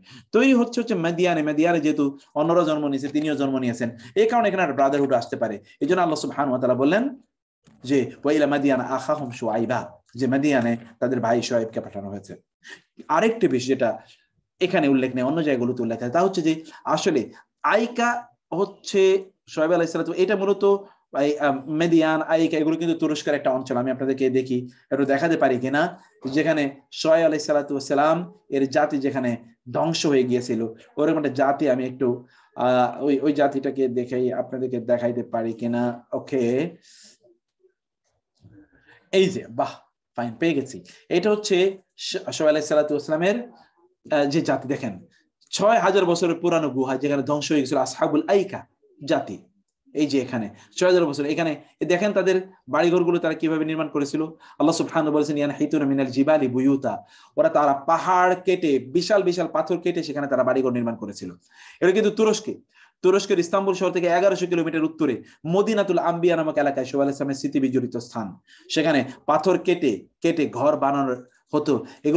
এগুলো পরবর্তীতে অনেক পরে এগুলো খুঁজে পাওয়া যায়। এই যে দেখেন কিভাবে ঘর বানিয়েছে, এগুলো আল্লাহ সুবহানাহু একেবারে, এই যে ঘর বানিয়েছিল কিভাবে, আল্লাহ সুবহানাহু একেবারে ধ্বংস করে দিয়েছিল তাদেরকে। তো এটি হলো আমরা তাদের প্রথমত যেটা আমরা বলেছিলাম যে এটা এই মাদিয়ান হলো অঞ্চলের নাম, আইকা হলো একটা গাছের নাম। আর দ্বিতীয়ত বিষয় হলো যে মূলত যেখানে মাদিয়ান যে অঞ্চল, এই অঞ্চলের উপকণ্ঠে আইকা নামক আরেকটা অঞ্চল ছিল। মাদিয়ানের লোকেরা যেমন মানে শুআইব আলাইহিস সালামকে অস্বীকার করেছিল, তিনি আবার এদের কাছে গেলে, যেমন রাসূলুল্লাহ সাল্লাল্লাহু আলাইহি ওয়াসাল্লাম তিনি মক্কায় ওদেরকে দাওয়াত দিয়েছেন, মক্কায় দাওয়াত কবুল না করার কারণে তিনি চলে গিয়েছিলেন তায়েফ, এবং তায়েফও তারা প্রত্যাখ্যান করেছে। তো আল্লাহ সুবহানাহু ওয়া তাআলা এখানে মাদিয়ানের কথা আলোচনা করার পর তিনি আবার আইকার কথা বলেন যে ঠিক আছে এখানকার লোকেরা তো গ্রহণ করে না, তিনি আইকার কাছে গিয়েছিলেন। কিন্তু আইকাতে তো তিনি জন্ম নেন না, অথবা আইকার লোকেরাও তার গোত্রীয় ব্রাদার নয়, আইকার লোকেরা। এই জন্য এখানে আইকা শব্দটির সাথে আখা হোমে কথা বলেনি। অথচ কোরআনে আপনি যদি এই যে সূরাটি এখানে যদি আপনি দেখেন, তাহলে আপনি দেখবেন যে সব জায়গায় আল্লাহ সুবহানাহু ওয়া তাআলা এখানে তিনি এই ব্রাদারহুডের কথা বলেছেন। আমি দেখি দেখেন সকল নবীদের কথাই আপনি আলোচনা করতে গিয়ে আল্লাহ সুবহানাহু ওয়া তাআলা তিনি ওয়া ইলা মাদিয়ানা আখাহুম ওয়া ইলা সামুদা আখাহুম, সব জায়গায় আপনি দেখবেন যে আখাহুম এই শব্দকে আল্লাহ সুবহানাহু কি ব্যাপার কি পরিমাণ বলেছেন। দেখেন ওয়া ইলা আদিন আখাহুম হুদা, আদ জাতির কাছে তাদের ভাই হুদকে পাঠানো হয়েছে। ওয়াইলা সামুদ আখাহুম সালিহা, সামুদ জাতির কাছে তাদের ভাই সালেহকে পাঠানো হয়েছিল। ওয়াইলা মাদিয়ানা আখাহুম শুআইবা, মাদিয়ানে তাদের ভাই শুআইবকে পাঠানো হয়েছিল। ওয়াইলা আদিন আখাহুম হুদা, আদ জাতির কাছে তাদের ভাই। ওয়াইলা সামুদ আখাহুম সালিহা, ওয়াইলা মাদিয়ানা আখাহুম শুআইবা। এই যে সুম্মা আরসালনা ইলা সামুদ আখাহুম সালিহা, সামুদ জাতির কাছে তাদের ভাই সালেহ। ওয়াইলা মাদিয়ান আখাহুম, যখনই মাদিয়ান বলে তখন বলেছে আখাহুম, কিন্তু যখনই মাদিয়ান ছাড়া অন্য জায়গা বলা হয়েছে তখন আল্লাহ সুবহানাহু ওয়া তাআলা ওই আখাহুম বা আখুহুম, এখানে দেখেন ইয ক্বালা লাহুম আখুহুম নূহুন, যখন তাদের ভাই নূহ তাদেরকে বলেছেন, কারণ নূহ আলাইহিস সালাম ওই সম্প্রদায়ের জন্ম নিয়েছেন। অথবা ইয ক্বালা লাহুম আখুহুম হুদুন, যখন তাদের ভাই হুদ বলেছেন। ইয ক্বালা লাহুম আখুহুম সালিহুন, তখন যখন তাদের ভাই সালেহ তাদেরকে বলেছেন। মানে হচ্ছে তাদেরই তো বংশে তার জন্ম, তাদের সামনে তিনি বড় হয়ে উঠেছেন। ইয ক্বালা লাহুম আখুহুম লূতুন, যখন তাদের ভাই লূত তাদেরকে বলেছেন আলা তাত্তাকুন, তোমরা কি তাকওয়া অবলম্বন করবে না। আলা তাত্তাকুন, তোমরা কি তাকওয়া অবলম্বন করবে না। ঠিক এইভাবে আল্লাহ সুবহানাহু ওয়া তাআলা অন্য নবীদের আলোচনা করতে গিয়ে তিনি বলেছেন যে আখাহুম, এবং শুআয়ব এর কথা বলতে গিয়ে তিনি বলেছেন আখাহুম, কিন্তু আসহাবুল আইকা এই অঞ্চল আলোচনা করতে গিয়ে তিনি এখানে আখাহুম বলেনই নাই। এবং কেন বলেন নাই সেটা কিন্তু আপনারা বুঝতে পারলেন, আমি এই বিষয়টা আপনাদেরকে বলতে চাচ্ছি এখানে। তারপর আবার দেখি এরপরে কি, ইয়াখলুকু মা ইয়াশা ইয়াফআলু মা ইয়াশা। আল্লাহ সুবহানাহু ওয়া তাআলা তিনি যখন ঈসা আলাইহিস সালাতু ওয়াস সালামের সৃষ্টির কথা তিনি আলোচনা করেছেন সূরাতুল মারিয়ামে, আল্লাহ তাআলা বললেন ক্বালাত রাব্বি, মারিয়াম আলাইহিস সালাম বলেন আমার রব, আন্না কিভাবে, ইয়াকুনু হবে, লি আমার, ওয়ালাদুন আমার ছেলে হবে কিভাবে, আমার সন্তান হবে কিভাবে, ওয়া আর লাম ইয়ামসাস স্পর্শ করেনি, মাস নি আমাকে, বাশারুন কোন পুরুষ, আমাকে তো কোনো পুরুষ মানে কোনো মানুষ, সরি পুরুষ না মানুষ, আমাকে তো কোনো মানুষ স্পর্শ করেনি, পুরুষ মানুষ। ক্বালা তিনি বললেন, আল্লাহ বলেন কাযালিকি এভাবে, আল্লাহ আল্লাহ ইয়াখলুকু সৃষ্টি করেন মা ইয়াশাউ যা চান, এভাবে আল্লাহ যা চান তা সৃষ্টি করেন। এখানে দেখেন ইয়াখলুকু মা ইয়াশা, কিন্তু জাকারিয়া আলাইহিস সালামের ব্যাপারে আল্লাহ তাআলা বলেন কাযালিকা আল্লাহু ইয়াফআলু মা ইয়াশা, ইয়াফআলু মা ইয়াশা, কাযালিকা আল্লাহু ইয়াফআলু মা ইয়াশা, ইয়াফআলু মা ইয়াশা, এগুলো হলো ইয়াখলুক মা ইয়াশা। এখানে কেন ইয়াখলুকু, কেন এখানে ইয়াফআলু, কেন ইয়াখলুক, কেন ইয়াফআলু? আচ্ছা আপনাদের কাছে আসি, কেউ কি একটু আন্দাজ করে বলতে পারেন যে কাহিনীটা কি হতে পারে? জি উস্তাদ, এখানে ইয়াকলুকু বোঝাচ্ছে আপনি আল্লাহ ওটা পাঠাইছেন একদম সরাসরি ভাবে, আর এটা মনে হয় মানুষের মাধ্যমে পাঠাইছে সেই জন্য ইয়াফালু, এটা নাকি স্যার? বিউটিফুল, মাশাআল্লাহ, আপনি এত সুন্দর করে কিভাবে বলেন, বাহ বিউটিফুল, গুড, ফাইন। আমরা এই কথাটি আগে বলেছিলাম যে সুবহানাল্লাহ স্যার, আপনার কারণে। বারাকাল্লাহ ফিক। এখানে দেখুন খালাকা এর কথা আমরা আগে বলেছিলাম, খালাকা মানে হচ্ছে আনপ্রেসিডেন্টেড সৃষ্টি, আনপ্রেসিডেন্টেড, আনপ্রেসিডেন্টেড মানে এইরকম সৃষ্টি আগে কখনো ছিল না, এটা অভূতপূর্ব, এটা একটা একটা একটা কি একটা একটা হচ্ছে এইটা এমন একটা প্রসেস যে প্রসেসটা আগে কখনো কেউ জানেও না, দেখেও না, এমন একটা প্রসেস। ইয়াখলুকু মা ইয়াশা। ঈসা আলাইহিস সালামকে আল্লাহ তাআলা সৃষ্টি করেছেন বাবা ছাড়া। আচ্ছা বাপ ছাড়া কেমনে সৃষ্টি হয়? শুধু মা এবং কুমারী একজন মেয়ে, একজন নারী মারিয়াম আলাইহিস সালাতু ওয়াস সালাম, হঠাৎ করে তার পেটে সন্তান চলে এসেছে, হয়তো তার বিয়ে হয়নি, কোনো পুরুষ তাকে স্পর্শ করে, তাহলে হাউ কাম ইট ইজ, এটা তো এর আগে কখনোই ঘটে নাই, একবারও ঘটে নাই পৃথিবীতে। তাহলে এটা এই জন্য আল্লাহ তাআলা, যেটা আনপ্রেসিডেন্টেড সৃষ্টি, এই সৃষ্টির কোনো কি নাই, আগের কোনো প্রেসিডেন্স নাই, ইংরেজিতে বলা হয় প্রেসিডেন্স। প্রেসিডেন্স মানে হচ্ছে এটার আগে কোনো কি নাই, এক্সাম্পল নাই, এর আগে কোনো প্রেসিডেন্স নাই, এইরকম সৃষ্টিকে বলা হয় খালাকা, এরকম সৃষ্টিকে বলা হয় খালাকা। আর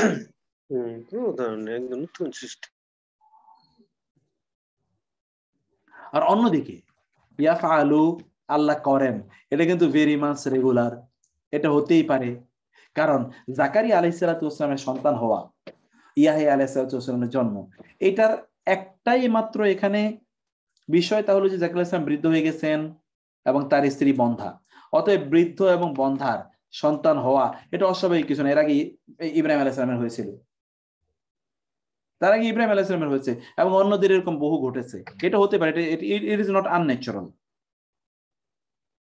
ইট ইজ নট আনন্যাচারাল, এটাকে আপনি একেবারে হতেই পারেন এরকম না, কিন্তু আপনি বাবা ছাড়া সন্তান জন্ম হয়েছে এটা তো হতেই পারে না। সেজন্য আল্লাহ সুবহানাহু প্রথমটাতে বলেন ইয়াখলুকু, দ্বিতীয়তে তিনি বলেন ইয়াফআলু।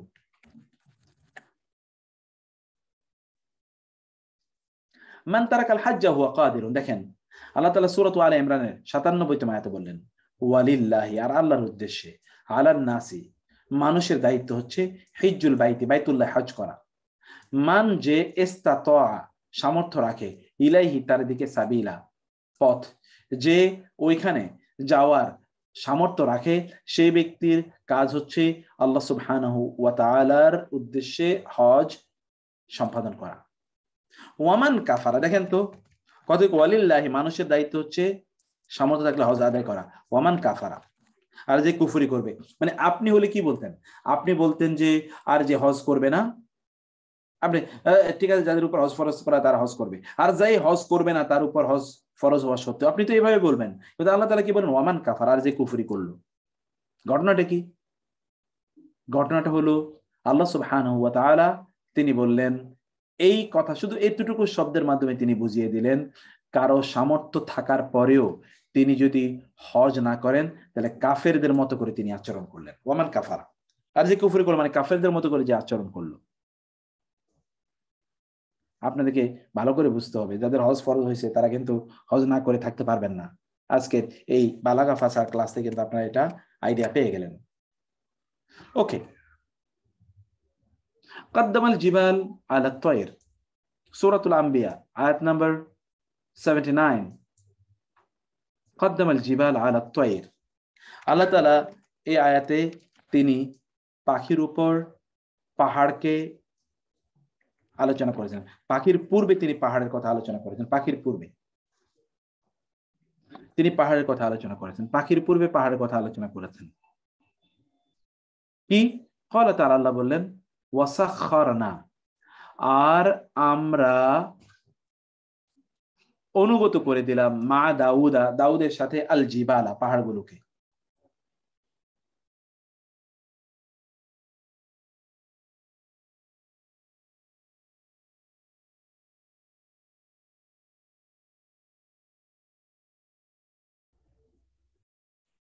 ওয়াসাখখারনা, আর আমরা সাখখারনা, আমরা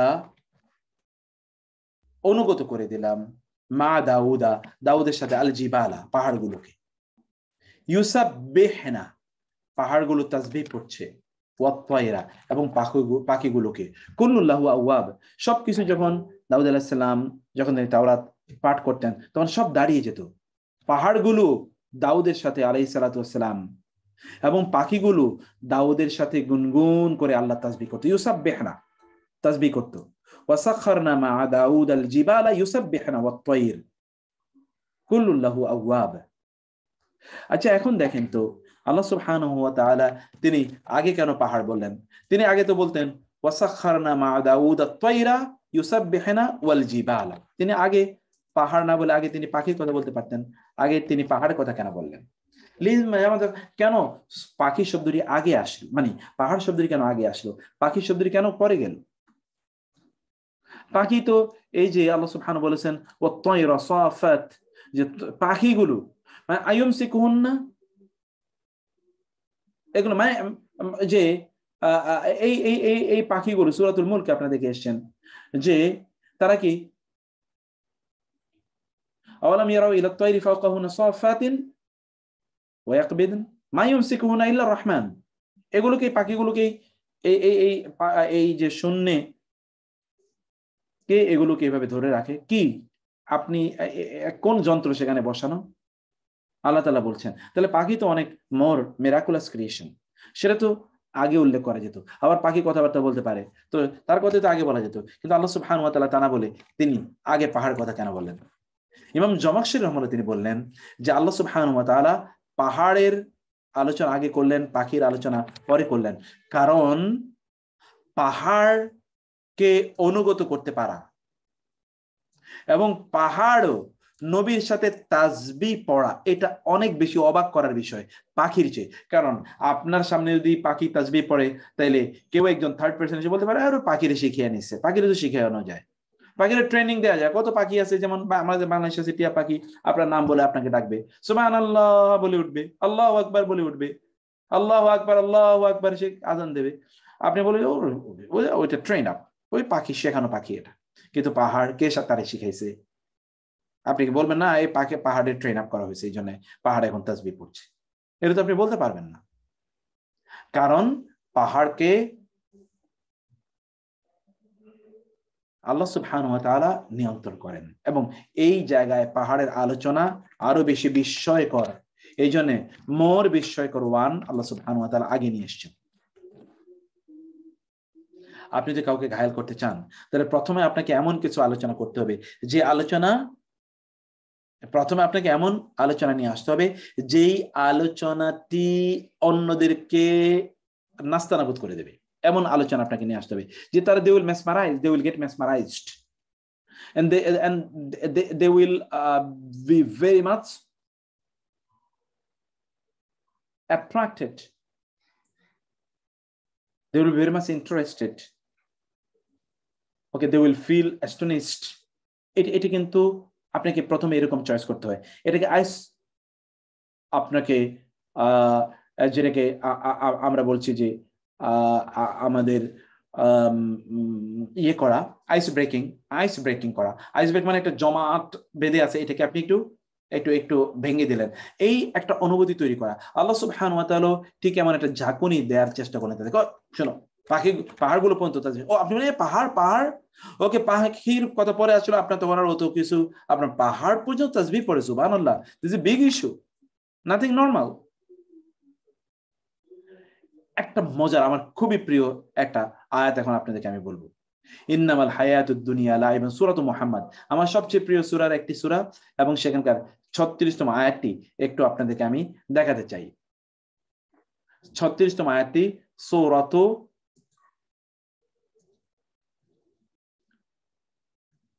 36তম আয়াতটি, যেখানে আল্লাহ সূরাতুল মুহাম্মদ আল্লাহ সুবহানাহু ওয়া তাআলা তিনি বললেন ইন্নামাল হায়াতুদ দুনিয়া লাইবুন, ইন্নামাল হায়াতুদ দুনিয়া লাইবুন, আচ্ছা ওকে, ইন্নামাল হায়াত, এটা কয়টা আসে, লাইবুন ওয়া লাহুন, এটা খুব মজার জিনিস, সুবহানাল্লাহ। আল্লাহ সুবহানাহু ওয়া তাআলা তিনি উল্লেখ করেছেন, জি আসো দেখুন, তিনি বলেছেন ই'লামু, জেনে রাখো, আন্নামাল হায়াতুদ দুনিয়া, দুনিয়ার জীবন কেবলমাত্র লাইবুন, খেলাধুলা।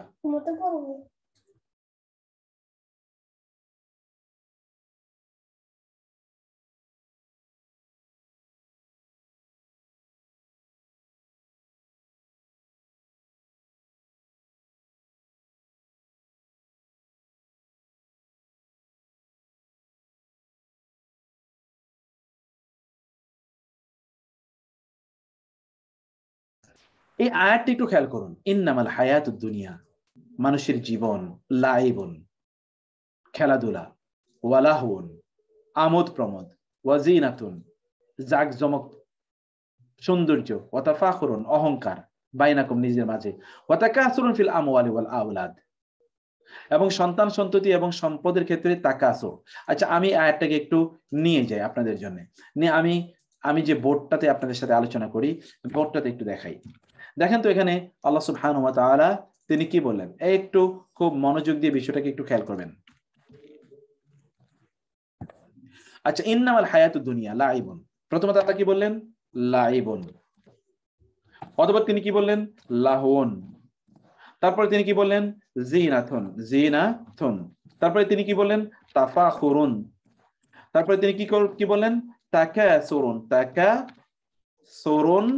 ফিল আমওয়ালি ওয়াল আওলাদি। দেখেন তো একটু ঘটনাটা দেখেন, ইন্নামাল হায়াতুদ দুনিয়া লাইবুন, খেলাধুলা, লাহুন, আনন্দ প্রমোদ, জিনাতুন, সৌন্দর্য, তাফাখুরুন, অহংকার, তাকাসুর ফিল আমওয়ালি ওয়াল আওলাদ। এটা মানুষের গোটা জীবনের ফিলোসফি একটা আয়াতের মাধ্যমে আল্লাহ তাআলা বলে দিলেন, একটি মাত্র আয়াত, গোটা জীবনের দর্শন এখানে বলে দিয়েছেন আল্লাহ সুবহানাহু ওয়া তাআলা। তা লাআবুন মানে কি জানেন? লাআবুন মানে হলো যেমন আলআব, লুউবা, এর মানে হচ্ছে এই যে ছোট বাচ্চারা যে খেলনা আছে না, এটাকে বলে খেলনা। আমরা যদি বলি এটাকে একেবারে সাধারণ ভাষায়, এটাকে বলি আমরা খেলনা। লাইবুন অর্থাৎ ছোট, মানে মানুষের একটা সময় থাকে যখন সে শুধুমাত্র খেলনা ইত্যাদি নিয়ে সে ব্যস্ত থাকে। আচ্ছা, এটা বললেন কখন? তো এটা কখন বলেন তো? এটা ছোটবেলা, এটা একেবারে ছোটবেলা। তারপরে কি আল্লাহ তাআলা বলেন, লাহুন মানে হচ্ছে কি আমোদ প্রমোদ। আচ্ছা বলেন তো, যেই সময় এখন আপনার বাচ্চার বয়স, ফর এক্সাম্পল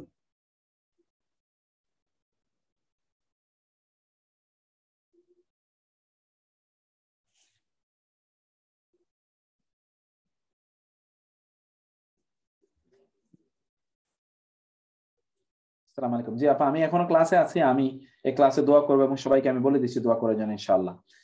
আপা, আল্লাহ তাআলা আপনাদেরকে অনেক ভালো রাখুন, লাবা সতহর ইনশাআল্লাহ। রব্বান নাস আযহিবিল বাস ইসফি আনতা শাফি লা শিফা ইল্লা শিফাউক শিফাউল লা ইউগাদিরু সাকামা। সরি, আমাদের একজন সিস্টার ইয়াসমিন কাজী আপা, তিনি ফ্লোরিডাতে থাকেন, তার স্বামী হঠাৎ করে হসপিটালাইজড হয়ে গিয়েছেন, তিনি এখন হসপিটালে আছেন। আমরা সবাই, ওনার নাম হচ্ছে রফিক আহমদ ভাই, খুবই ভালো মানুষ, খুবই ভালো মানুষ।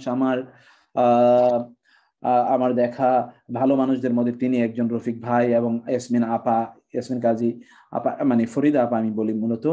আপা যে কত ভালো মানুষ এটা আপনাদেরকে আমি বোঝাতে পারবো না। সুবহানাল্লাহ, আল্লাহ সুবহানাহু ওয়া তাআলা আপাকে অনেক ভালো রাখুন। এবং ভাইও প্রচন্ড ভালো মানুষ, এত দিনের জন্য তাদের এত ভালোবাসা, এটা আমি নিজের চোখে দেখেছি। তো আমাদের এই বোনের জন্য আপনারা দোয়া করবেন এবং ভাইয়ের জন্য দোয়া করবেন, ভাইকে আল্লাহ সুবহানাহু যেন দ্রুত সুস্থতা দান করেন এবং আমাদের বোনের কাছে এবং তার ফ্যামিলির কাছে যেন দ্রুত ফিরিয়ে নিয়ে আসেন, এবং আল্লাহ সুবহানাহু তার সকল কার্যকলাপগুলো যেন কবুল করেন এবং বারাকা দান করেন। আপনারা সকলে দোয়া করবেন ইনশাআল্লাহ।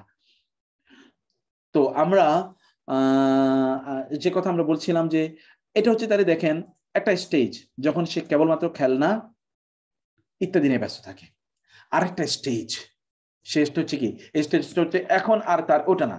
যেমন আপনার বাচ্চা ছোটবেলায় সে কি খেলনা নিয়ে ব্যস্ত ছিল, এখন কিন্তু তার কি, এখন তার ওগুলো, এখন তার আমোদ ফুর্তি শুধু ওই যে ডিসিম ডিসিম দেখবে, অথবা ধরুন ওই যে এগুলোর নাম কি যেন বলে, সেটা হচ্ছে ধরুন হয়তো বা কার্টুন দেখবে, অথবা মুভি দেখবে, অথবা ধরুন সে ক্রিকেট নিয়ে বাজারে বা রাস্তায় চলে যাবে ওখানে খেলার জন্য, অথবা ধরুন ফুটবল নিয়ে বাইরে চলে যাবে, অথবা ব্যাডমিন্টন খেলবে। ইত্যকার অনেক কিছু বিষয় কিন্তু তার মধ্যে এখন ডেভেলপ করেছে। আর কিন্তু সাধারণ ছোট ছোট খেলনা আপনি তার সামনে দিয়ে দিয়েছেন, এবং ছোটবেলায় যেমন ধরেন বাচ্চাদের সামনে আমরা যে এক ধরনের বাজনার মতো আমরা দিয়ে রাখতাম, অথবা ছোট ছোট পুতুল বা এগুলো দেখে কিন্তু সে খেলতো। এখন কিন্তু এগুলো তার ভালো লাগে না, এখন তার আমোদ প্রমোদ, এখন তার কাছে প্রচন্ড আমোদ প্রমোদ, এখন সে এগুলো আনন্দ ফুর্তি গান বাদ্য, এটা এখন তার কাছে অনেক ভালো লাগে। কিন্তু একটা সময় আসে এখন আর তার এগুলো ভালো লাগে, এখন তার এগুলো না, এখন তার কি, এখন তার হচ্ছে ফ্যাশন, এখন তার কি ফ্যাশন, এখন তার হচ্ছে ফ্যাশন, এখন তার হচ্ছে ব্র্যান্ড, এখন তার হচ্ছে ব্র্যান্ড, সে ব্র্যান্ডের জামা কাপড় পরবে, ব্র্যান্ডের গ্যাজেট ব্যবহার করবে, সে ফ্যাশন করে বেড়াবে, অন্যরা তাকে দেখে, অর্থাৎ তার এখন চুলের স্টাইলটা কেমন হওয়া দরকার, তার জামার কালারটা কেমন হওয়া দরকার, তার জুতাটা কেমন হওয়া দরকার, তার এখন গগল যেটা, অর্থাৎ সে যে চশমা পরে এটা কেমন হওয়া দরকার, এখন তার মাথায় এগুলো। এখন তার ওই আমোদ প্রমোদ, এই যে খেলাধুলা, এগুলো না এখন আর তার কাছে গুরুত্বপূর্ণ, এখন তার হচ্ছে গুরুত্বপূর্ণ বিষয় তার ফ্যাশন, সেটা দেখাবে। একটা সময় এই ফ্যাশনের সময়টা কিন্তু তার এখন একটা সময় তার থাকে না। তারপরে তার কাছে কি আসে, তখন তার কাছে আসে তাফাকুর। এখন সে কি করবে, এখন সে বন্ধু বান্ধবদের কাছে গিয়ে বলবে যে তারা এখন কি হয়ে গেছে, এখন তার আপনার চাকরি বাকরি তাকে করতে হবে, অথবা চাকরি বাকরি সে এখন ঢুকে গিয়েছে। এই অবস্থাতে হচ্ছে কি, এখন সে কত বড় পোস্টে যেতে পেরেছে, কত বড় প্রভাব সে করতে পেরেছে, এবং কত অন্যদের তুলনায় তার কত কিছু বেশি আছে, এগুলো এখন হচ্ছে তার অহংকারের সময়। অন্যদের উপরে সে অনেক অহংকার জারি করছে, অহংকার প্রকাশ করছে, যে আমার দাদা এরকম, আমার বাবা এরকম, আমি নিজে এরকম, আমি ওই রকম বংশে ওই রকম ইত্যকার। এখন এগুলো তার সামনে, এর আগে কিন্তু এই আলোচনায় তার সামনে আসেনি, এখন হঠাৎ করে এগুলো তার সামনে একমাত্র বিষয় হয়ে দাঁড়িয়েছে। এগুলো সে এখন এগুলো নিয়ে আলোচনা করে এবং অন্যের উপর বড়াই অহংকার করে, অথবা সে তার শক্তি দেখাতে চায় অন্যের সামনে, অহংকার, অন্যের সামনে সে তার শক্তি প্রদর্শন করতে চায়, সে অন্যের সামনে তার প্রকাশ করতে চায় যে তার তার তার নিজের উদ্ধত্ত ইত্যাদি সে এখানে প্রকাশ করতে চায়। এগুলো একটা সময়, অহংকারের একটা সময় তার শেষ হয়ে যায়। অতঃপর সে কি করে জানেন, এখন সে বিয়ে শাদী করেছে, এখন তার ছেলে মেয়ে আছে, এখন সন্তানরা বড় হয়ে গেছে, এখন তার জায়গাটা হলো অন্য। এখন হলো তার বাড়ি কয়টা, গাড়ি কয়টা, তার সন্তান সন্তান ওকে, সন্তান, নাতি পুতি ইত্যাদি, এগুলো হচ্ছে এখন তার ইস্যু।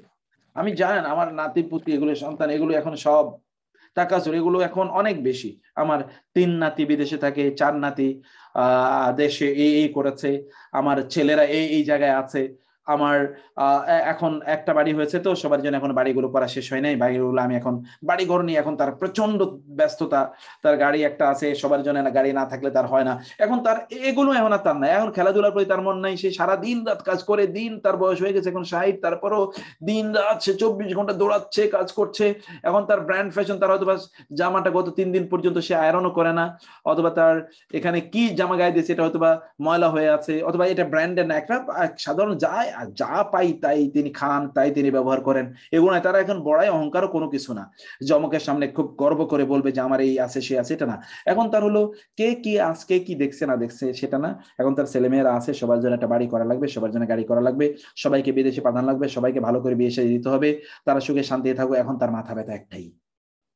এবং দেখুন তো আল্লাহ সুবহানাহু ওয়া তাআলা ঠিক একটা আয়াতে গোটা মানুষের গোটা জীবনের ফিলসফি কিভাবে উল্লেখ করে দিয়েছেন।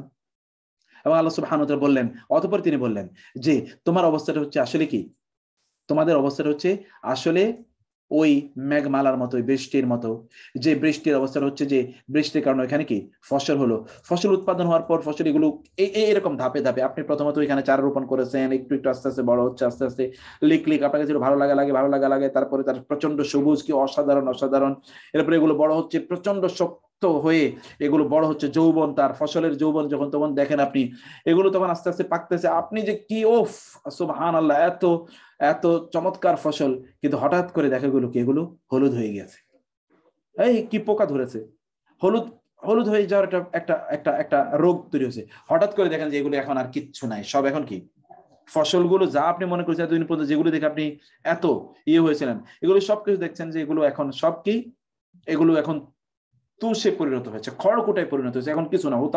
হোতা মানে হচ্ছে আপনি জ্বালানিতে, লাকড়িতে পরিণত হয়েছে, এখন এগুলো লাকড়ি ছাড়া অন্য কোনো কাজেই লাগে না। হোতামা। আপনার এবং আমার জীবনটা ঠিক এই লেভেলেরই, আমরাও জীবনটাকে ঠিক এইভাবেই আমরা দেখছি। আমাদের এই জীবন কখন যে শেষ হয়ে যাচ্ছে, কখন যে শেষ হয়ে যাবে, এটা কিন্তু আপনি বুঝতেও পারবেন। আপনি কিন্তু তাই দেখছেন যে কোনো একটা সময় এটা শেষ হয়ে যাচ্ছে, আপনি এটার কোনো অনুভূতি আপনার মধ্যে তৈরি হচ্ছে না, আপনি এটা নিয়ে ভাবতেও পারছেন না। আল্লাহ সুবহানাহু ওয়া তাআলা এখানে আল্লাহ এবং আল্লাহ, এই যে ধারাবাহিক, এখানে তিনি পুরো আয়াতটা এখানে আনেননি, আমি শুধু অতটুকু আয়াত এনে আপনাদেরকে বোঝানোর চেষ্টা করেছি যে আমাদের জীবনের জীবন যে ধারণ আমরা করছি, জীবন ধারণটা আসলে আমাদের জন্য কেমন, এবং আমরা কিভাবে এই জীবনটাকে আমরা আমরা আমরা জীবনটাকে কিভাবে আমরা ব্যবহার করছি, জীবনের ব্যাপারে আমাদের দৃষ্টিভঙ্গি কি। একটা আয়াতে গোটা জীবনের ফিলসফি দিয়েছে। আপনি যদি এই ফিলসফি যদি পৃথিবীর কোনো মানুষ আঁকতে পারে তাহলে তাকে নোবেল প্রাইজ দেয়া হতো, কিন্তু আল্লাহ সুবহানাহু ওয়া তাআলা একটা আয়াতে গোটা মানবতার জীবনী তিনি এঁকে দিয়েছেন। আলা যুহুরিম, কোরআন আল্লাহ সুবহানাহু ওয়া তাআলা তিনি বললেন ওয়া হুম ইয়াহমিলুন, সূরাতুল আনআম আয়াত নম্বর 31, ওয়া হুম আর তারা, ইয়াহমিলুনা বহন করে, আউযারাহুম তাদের বোঝা, আলা উপরে, যুহুরিহিম তাদের পিঠের উপর তাদের বোঝা তারা বহন করবে, আলা সাবধান, সা কতই না মন্দ, মা যা ইয়াজিরুন বোঝা বহন করবে। দেখেন এখানে আল্লাহ তাআলা বললেন আউজার তাদের বোঝা, ঠিক আউজার থেকে ইয়াজিরুন তিনি বললেন। আর মনে রাখতে হবে কোরআনে যখন উইজরুন শব্দের উল্লেখ করে বোঝা, বোঝা আরবি কিন্তু আরো আছে হামলুন, এটাও আছে, এটা positive in most of the cases, যেমন সন্তান পেটে রাখার বোঝা, এটাকে হামলুন বলা হয়। কিন্তু উইজরুন মানে হলো পাপের বোঝা, সব বোঝা এক বোঝা নয়, এটা হলো পাপের বোঝা। উইজরুন ওয়ালা তাজিরু ওয়াজিরাতুন উইজরা উখরা, কোরআনে বহু জায়গায় আছে উইজরুন। অতএব এখানে আল্লাহ তাআলা বললেন তাদের বোঝা তাদের পিঠে তারা বহন করবে। আচ্ছা, এখানে বলেননি এবং বলেছেন যে বোঝা তারা বহন করবে তা খুবই নিকৃষ্ট। তাহলে এটার সাথে আয়াতের শেষ কিন্তু এটার সাথে মিল করে তিনি একটা বালাগাতের অসাধারণ এক্সাম্পল এখানে উপস্থাপন করেছেন। কিন্তু আলোচনা আমার ওইটা না, সেটা আলোচনা হলো আল্লাহ সুবহানাহু ওয়া তাআলা কেন বলেন আলা যুহুরিহিম, তারা তাদের বোঝা তাদের পিঠে বহন করবে। আচ্ছা, বোঝা কি পিঠে বহন করে না মাথায়? আলা রুউসিহিম, আপনি তো বলবেন মাথায় বোঝা বহন করা, বাংলা ইংরেজি আরবি সকল ভাষাতে আপনি বলবেন আলা রুউসিহিম, তাদের মাথায় তারা বোঝা বহন করবে। আচ্ছা, আপনারা আমাকে একটা প্রশ্নের উত্তর দিতে হবে, মাথায় বেশি বোঝা বহন করা যায় নাকি পিঠে বেশি বোঝা বহন করা যায়? বলেন তো। পিঠে পিঠে পিঠে। ধানের বস্তা পিঠে পিঠে না, মাথা তুলতে পারবে না। এক্স্যাক্টলি। চালের আড়তে গেলে সব দেখা যায় ঘাড়ে করে চাল নিচ্ছে। এক্স্যাক্টলি মাসুম ভাই, মন্ডল ভাই, থ্যাংক ইউ। আমি ঠিক এখন বালাগা ফাসা তো এখন আপনারা আমারে পড়ানো উচিত, এখন আপনারা আমাকে বালাগা ফাসা পড়ানো উচিত। আল্লাহ সুবহানাহু ওয়া তাআলা বললেন পিঠে, তার মানে বোঝাটা কি ভারী হবে। আলা রুসিম হলে দো বলো আচ্ছা ঠিক আছে, এটা মাথায় আর কতটুকু বোঝা, কিন্তু আলা যুহুরিম তাদের পিঠে। করে তারা তাদের এই বোঝাগুলো বহন করে নিয়ে যাবে, কারণ এই বোঝাটি প্রচন্ড ভারী হবে, প্রচন্ড ভারী, এই গুনার বোঝা প্রচন্ড ভারী হবে। সেজন্য আল্লাহ সুবহানাহু ওয়া তাআলা আলা রুউসিম না বলে আলা যুহুরিহিম আল্লাহ সুবহানাহু ওয়া তাআলা বললেন। আল্লাহ সুবহানাহু ওয়া তাআলা এই আয়াতটির কথা আমরা আগেই বলেছি। একটি আয়াতে আল্লাহ সুবহানাহু ওয়া তাআলা বালাগাতের সকল বক্তব্য, আমরা তখন বলেছিলাম যে এই আয়াতে 12টি বিষয় আছে, আদেশ আছে, যেমন আমারা ফিহা আদেশ করেছেন, নাহা নিষেধ করেছেন, আকবারা সংবাদ দিয়েছেন, নাদা ডেকেছেন, নাহাতা প্রশংসা করেছেন, এবং সাম্মা কারো নামে দুর্নাম করেছেন, আহলাকা ধ্বংস করে দিয়েছেন, আবকা কাউকে বাঁচিয়ে রেখেছেন, আসাদা কাউকে সৌভাগ্যবান করেছেন, আশকা কাউকে দুর্ভাগ্যবান করেছেন, নবীদের আলোচনা করেছেন। মা লাউ শারাহালা মা ইনদারাজা ফি হাযিল জুমলা মিন বাদি'il লাফজি, এখানে অসাধারণ বালাগা মানে অভূতপূর্ব শব্দ চয়ন করেছেন, বালাগা আছে, ইজাজ আছে, মানে সংক্ষিপ্তভাবে বিস্তারিত কথা বর্ণনা করা, আবার বর্ণনার একটা অসাধারণ শৈলী রয়েছে। লাজাফাদিল আকলাম, যদি এগুলো সবকিছু বলা হয় তাহলে কলম ফুরিয়ে যাবে, কিন্তু আপনি এই আয়াতের সৌন্দর্য বর্ণনা করে শেষ করতে পারবেন না। ওয়াকিলা ইয়া আরদু বলাই মা আকে, বলা হলো হে জমিন তুমি তোমার পানিটাকে চুষে নাও, ওয়া সামাউ আকলিগি, হে আকাশ তুমি ক্ষান্ত হও, ওয়াগিজাল মাউ উবে গেল পানি, ওয়াকুদিয়াল আমরু সিদ্ধান্ত চূড়ান্ত হয়ে গেল, ওয়াস্তাওয়াতা আলাল জুদি এবং যদি পাহাড়ে গিয়ে নৌকাটি ঠেকলো, ওয়াকিলা বলা হলো বরদালিল কওমিজ জালিমিন জালেম সম্প্রদায়ের জন্য দুর্ভোগ। দেখেন কি বিশাল বড় চিত্র একটা আয়াতের মাধ্যমে নূহ আলাইহিস সালামের সময়ের গোটা প্লাবনের কথা আলোচনা করে দিলেন, as if it is a tsunami or more than tsunami, যে পানির প্লাবন। আপনি চিন্তা করে দেখেন তো, যে পানি এতদিন পর্যন্ত জমিন চুষে নিতে পারে না, হঠাৎ করে জমিন সব পানি কিভাবে চুষে নেয়? কিভাবে সম্ভব? আপনি বলেন তো, কোন একটা জমিনে পানি এত বেশি মানে পানি আছে যে ওই জমিন পানি ধারণ করতে পারে না, ওই জমিনে আপনি যদি পানি রেখে দেন, ওই পানি যদি গরমের কারণে অথবা অন্য কোথাও তাকে আপনি চ্যানেল করে তাকে ফেলে দেওয়ার কারণে যদি আপনি না কমান, তাহলে এই পানি হতে পারে বছরের পর বছর এখানে পানি থেকে যাবে, পানি এখান থেকে যাবে না। এই জমির এই পানি কত খাবে, কত খাবে? যদি আসমান, যদি আকাশে প্রচন্ড রোদ না থাকে, প্রচন্ড গরম না থাকে, তাহলে পানি কিভাবে শেষ হবে? তা তো হবে না। কিন্তু কিভাবে ঘটলো? সবকিছু মানে শব্দগুলোর চয়ন, আমি সুবহানাল্লাহ, আবলে ইয়া আরদু বলাই ওয়া সামু আকলি ওয়া গিজা কুদিয়া ইস্তাওয়াত বু'দান, কি অসাধারণ কথা! এক একটা শব্দই তো সব মেসমারাইজ করে দিতে পারে, মিসমার করে দিতে পারে এক একটা শব্দ। জামিউ মা আখরাজাহু মিনাল আরদি ফি আয়াতিন, জমিনের যত উৎপাদন সবকিছু আল্লাহ সুবহানাহু একটা আয়াতে উল্লেখ করেছেন। আখরাজা মিনহা মাআহা ওয়া মারআহা, আখরাজা তিনি উদ্গীরণ করেন, তিনি উৎপন্ন করেন, বের করেন, মিনহা তা হতে, জমিন হতে, মাআহা তার পানি, ওয়া মারআহা এবং তার ফসল। দেখেন মাআহা মানে পানীয়, জমি থেকে পানীয়, এই পানীয় আপনি খাবারের পানি হতে পারে, অথবা জুস হতে পারে, সেটা বিভিন্ন ধরনের, সেটা তালের জুস হতে পারে, অথবা সেটা নারিকেলের জুস হতে পারে, অথবা সেটা খেজুরের জুস হতে পারে, সেটা বিভিন্ন ধরনের, সেটা আখের জুস হতে পারে, যা হতে পারে জমিন থেকে তিনি উৎপাদন করেছেন কি পানীয়। এবং মারা, মারা মানে হলো মানুষের এবং পশু পাখির খাবার সব। মারা চারণ ভূমি, যে চারণ ভূমিতে আপনি কি করবেন, ফসলও পাচ্ছেন একদিকে এবং পশু পাখির খাবারও পাচ্ছেন। একটা আয়াতের মাধ্যমে গোটা পৃথিবীর সকল উৎপাদন, আর নাজিআত আয়াত নাম্বার 31, গোটা পৃথিবীর সকল আলোচনা একটি আয়াতের মাধ্যমে আল্লাহ সুবহানাহু ওয়া তাআলা আমাদের সামনে উপস্থাপন করলেন। আরেকটি আয়াত আল্লাহ সুবহানাহুর কুদরত, একটি আয়াতের মাধ্যমে আল্লাহ কুদরত বললেন, সূরাতুর রাদ আয়াত নাম্বার 4, ইউসকা বিমাইন ওয়াহিদ ওয়া নুফাদ্দিলু বা'দাহা আলা বা'দিন ফিল উকুল।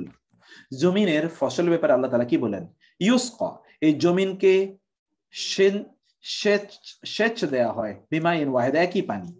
আচ্ছা, পানি কি বাংলাদেশের রাজশাহীর পানি আর চট্টগ্রামের পানি কি ভিন্ন পানি নাকি? বৃষ্টির পানি চট্টগ্রামেরটা একটু ভিন্ন ধরনের, রাজশাহীটা একটু ভিন্ন ধরনের, এই জন্য রাজশাহীর আম অথবা চাপাইয়ের আম অথবা নাটোরের আম একটু ভিন্ন, কিন্তু আপনার আম ওই রকম মজার না।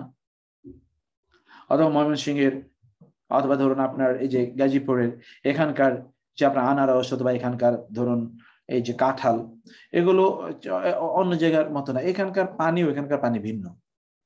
তো পানি তো একই, একই পানি একই মাটি। ওয়ানুফাদ্দিলু বা'দাহা আলা বা'দিন ফিল উকুল, কিন্তু স্বাদের ক্ষেত্রে আমরা একটার চেয়ে আরেকটাকে প্রাধান্য প্রদান করি। একটার স্বাদ এক এক রকম, কোনটার স্বাদ বেশি, কোনটার স্বাদ একটু তুলনামূলক কম। এই যে আমি এই যে পার্থক্য তৈরি করি, পানি তো একই, এটা পৃথিবীর অন্য কোন জায়গা থেকে আপনি চিন্তা করেন তো। আচ্ছা, আপনি ফ্যাক্টরি বানাইছেন হচ্ছে গার্মেন্টস এর, সেখান থেকে আপনার ধান উৎপাদন হয়, সেখান থেকে আপনার মাছ উৎপাদন হয়, সেখান থেকে মাংস উৎপাদন হয়, সেখান থেকে দুধ উৎপাদন হয়, সেখান থেকে জামা কাপড় উৎপাদন হয়, সেখান থেকে টিন উৎপাদন হয়, সেখান থেকে আয়রন উৎপাদন হয়। এটা কি সম্ভব? না। তাহলে একই পানি দিয়ে সব উৎপাদন হয় কিভাবে? পানি একই, কিন্তু সব ধরনের ফসলের উৎপাদন হচ্ছে। একই গাছে আপনি কি আম, জাম, লিচু, কলা ধরাতে পারবেন? তা তো না। তাহলে কিভাবে সম্ভব একই পানি দিয়ে পাশাপাশি একই পানি, এই গাছের পানি সেই পানি নিচ্ছে, অথবা আম গাছে তো পাশাপাশি 50 আইটেমের আছে, এক একটা স্বাদ একই রকম, পানি কিন্তু একই, রোদও একই, সবকিছু এক। এটা আল্লাহ সুবহানাহু ওয়া তাআলার কুদরত, আল্লাহর ক্ষমতা। সেই ক্ষমতার কথা তিনি এখানে উল্লেখ করলেন। আমি বেশি সময় আপনাদেরকে করতে চাই না, কারণ আমি চাই যে আপনার বইটা মজা করে করে আমি আমাদের আবু বকর ভাইয়ের একটা কথা ভুলে গেছি, তাহলে যে বইয়ের আজকে যতটুকু পড়াবো ততটুকু অংশ বলে যে এত কাজের চাপ, আমি এখন ইদানিং কাজ হয়ে যাচ্ছে অনেক। আচ্ছা, তো এই বইটা আপনি একটু পড়বেন কাইন্ডলি, এবং আপনারা এখান থেকে বোঝার চেষ্টা করবেন, নিজেরা একটু অনুভব করার চেষ্টা করবেন, কোরআনটাকে খুলে জিজ্ঞেস করবেন নিজকে যে আচ্ছা এইটা কি, এটা কেন, এরকম আপনি জিজ্ঞেস করার, নিজকে জিজ্ঞেস করবেন, নিজেরা এক্সপ্লেনেশন করার চেষ্টা করবেন ইনশাআল্লাহ। যেন আল্লাহ তাআলা আমাদের মধ্যে যে বালাগা ফাসা, আমরা যে জন্য যে একটু কোরআনে গভীরে যেন একটু ঢুকতে পারি, সেটা যেন আল্লাহ তাআলা আমাদেরকে তৌফিক দান করেন। আচ্ছা, আমি ঠিক 10টায় শেষ করবো, একটু আগে, কারণ আমি এর আগে একটা লম্বা ক্লাস নিয়েছিলাম প্রায় 3.5 ঘন্টা, এই জন্য একটু ফিল করছি আমি। আপনাদের কোনো প্রশ্ন আছে কিনা বলেন আজকের আলোচনায়, অথবা কোনো পরামর্শ আছে কিনা বলবেন কাইন্ডলি। হ্যাঁ, আপনি বইটা পড়ছেন না, ওইটা আপনি যে হেডিংটা বলছেন কুদরত আল্লাহ বলে, ওইটা কারিমত, ওইটা আরবিটা একটু আস্তে আস্তে করে পড়বেন। বইটা আমি তো হাতে নিয়ে বসে আছি, আপনি এত ফাস্ট বেরিয়ে যাচ্ছেন, আমি ধরতে পারছি না কোন লাইন চলে যাচ্ছে। আচ্ছা, সরি। আচ্ছা, ঠিক আছে। আপনি আরবিটা পড়লে আমাদের আরবি পড়ার অভ্যাসটা চলে আসবে আস্তে আস্তে। আচ্ছা, গুড। তাড়াতাড়ি হচ্ছে তো স্যার, আমরা বুঝতে একটু অসুবিধা হয়। আচ্ছা আপা, এই কথা আমাকে আগে বলা দরকার ছিল, আমি এক্সট্রিমলি সরি। আর এইগুলার শীট গুলা দিলে আগেও আপনি বলছিলেন দিবেন, কিন্তু শীট গুলা না হইলে তো আমরা করতে পারি না। আমি আসলে ম্যানেজ করতে পারতেছি না, মানে শীট গুলো তৈরি করার জন্য যে সময় দিব, ওই সময়টা আমি একটু হঠাৎ করে একটু অন্য ব্যস্ততা বাড়ার কারণে এটা করতে পারছি না। আপনি তো বইটা হোয়াটসঅ্যাপে দিয়েছেন, ওইটা তো নিজের ডিভাইসে, তো আপনার ওটাকে তো সফট কপিতে পেয়ে যাবে। ওখান থেকে তো আপনি বলে দিলেন যে এই পেজ থেকে এই পেজ পড়াবো আজকে, বা এত নম্বর কোশ্চেন থেকে এত নম্বর কোশ্চেন। আচ্ছা, ঠিক আছে, এতটুকু আমি করবো। ঠিক আছে, ইনশাআল্লাহ ঠিক আছে স্যার। আর একটা কথা স্যার, আমাদের যে হারাকাত ছাড়া আরবি পড়া, এটা স্যার শিখাবেন না স্যার? দেখাবো তো, এই যে বই পড়াচ্ছি এগুলো আস্তে আস্তে আমরা এই 3rd সেমিস্টারে শুরু করি ইনশাআল্লাহ, then we will start it ইনশাআল্লাহ। ঠিক আছে, থ্যাংক ইউ জাযাকুমুল্লাহ খাইর। স্যার এই বইটা কি দেওয়া হয়েছিল? হ্যাঁ, বইটা দিয়েছিলাম তো, আবারও দিয়ে দিচ্ছি। আশরাফ, একটু বইটা দিয়ে দেবেন কাইন্ডলি। আচ্ছা স্যার, ধন্যবাদ। স্যার আবার এটা ওই দিয়ে দিলে ভালো হয়। 1000 প্রশ্ন এটা না, 1000 সওয়াল এটা নাকি স্যার? এটা হ্যাঁ, 1000 সওয়াল জবাব, 1000। আমাদের আশরাফ সাহেব কই? বইটা আবার একটু দিয়ে দিলে আমাদের জন্য ভালো হয়। আচ্ছা, বইটা একটু, আচ্ছা আমি বইটা দিয়ে দিচ্ছি। ঠিক আছে, আমি উস্তাদ জি ওই 3rd সেমিস্টার কবে শুরু করবেন?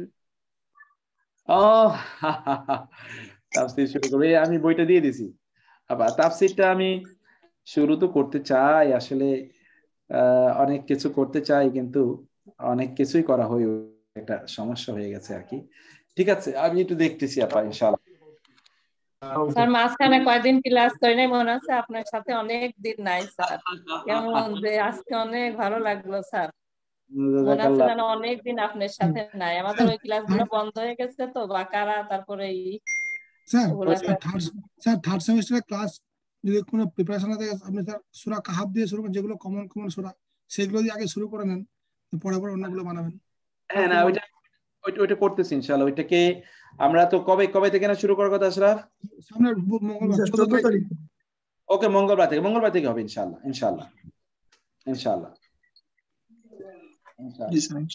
মঙ্গলবার আগে এটা ভর্তি কি ওপেন করা হয়েছে?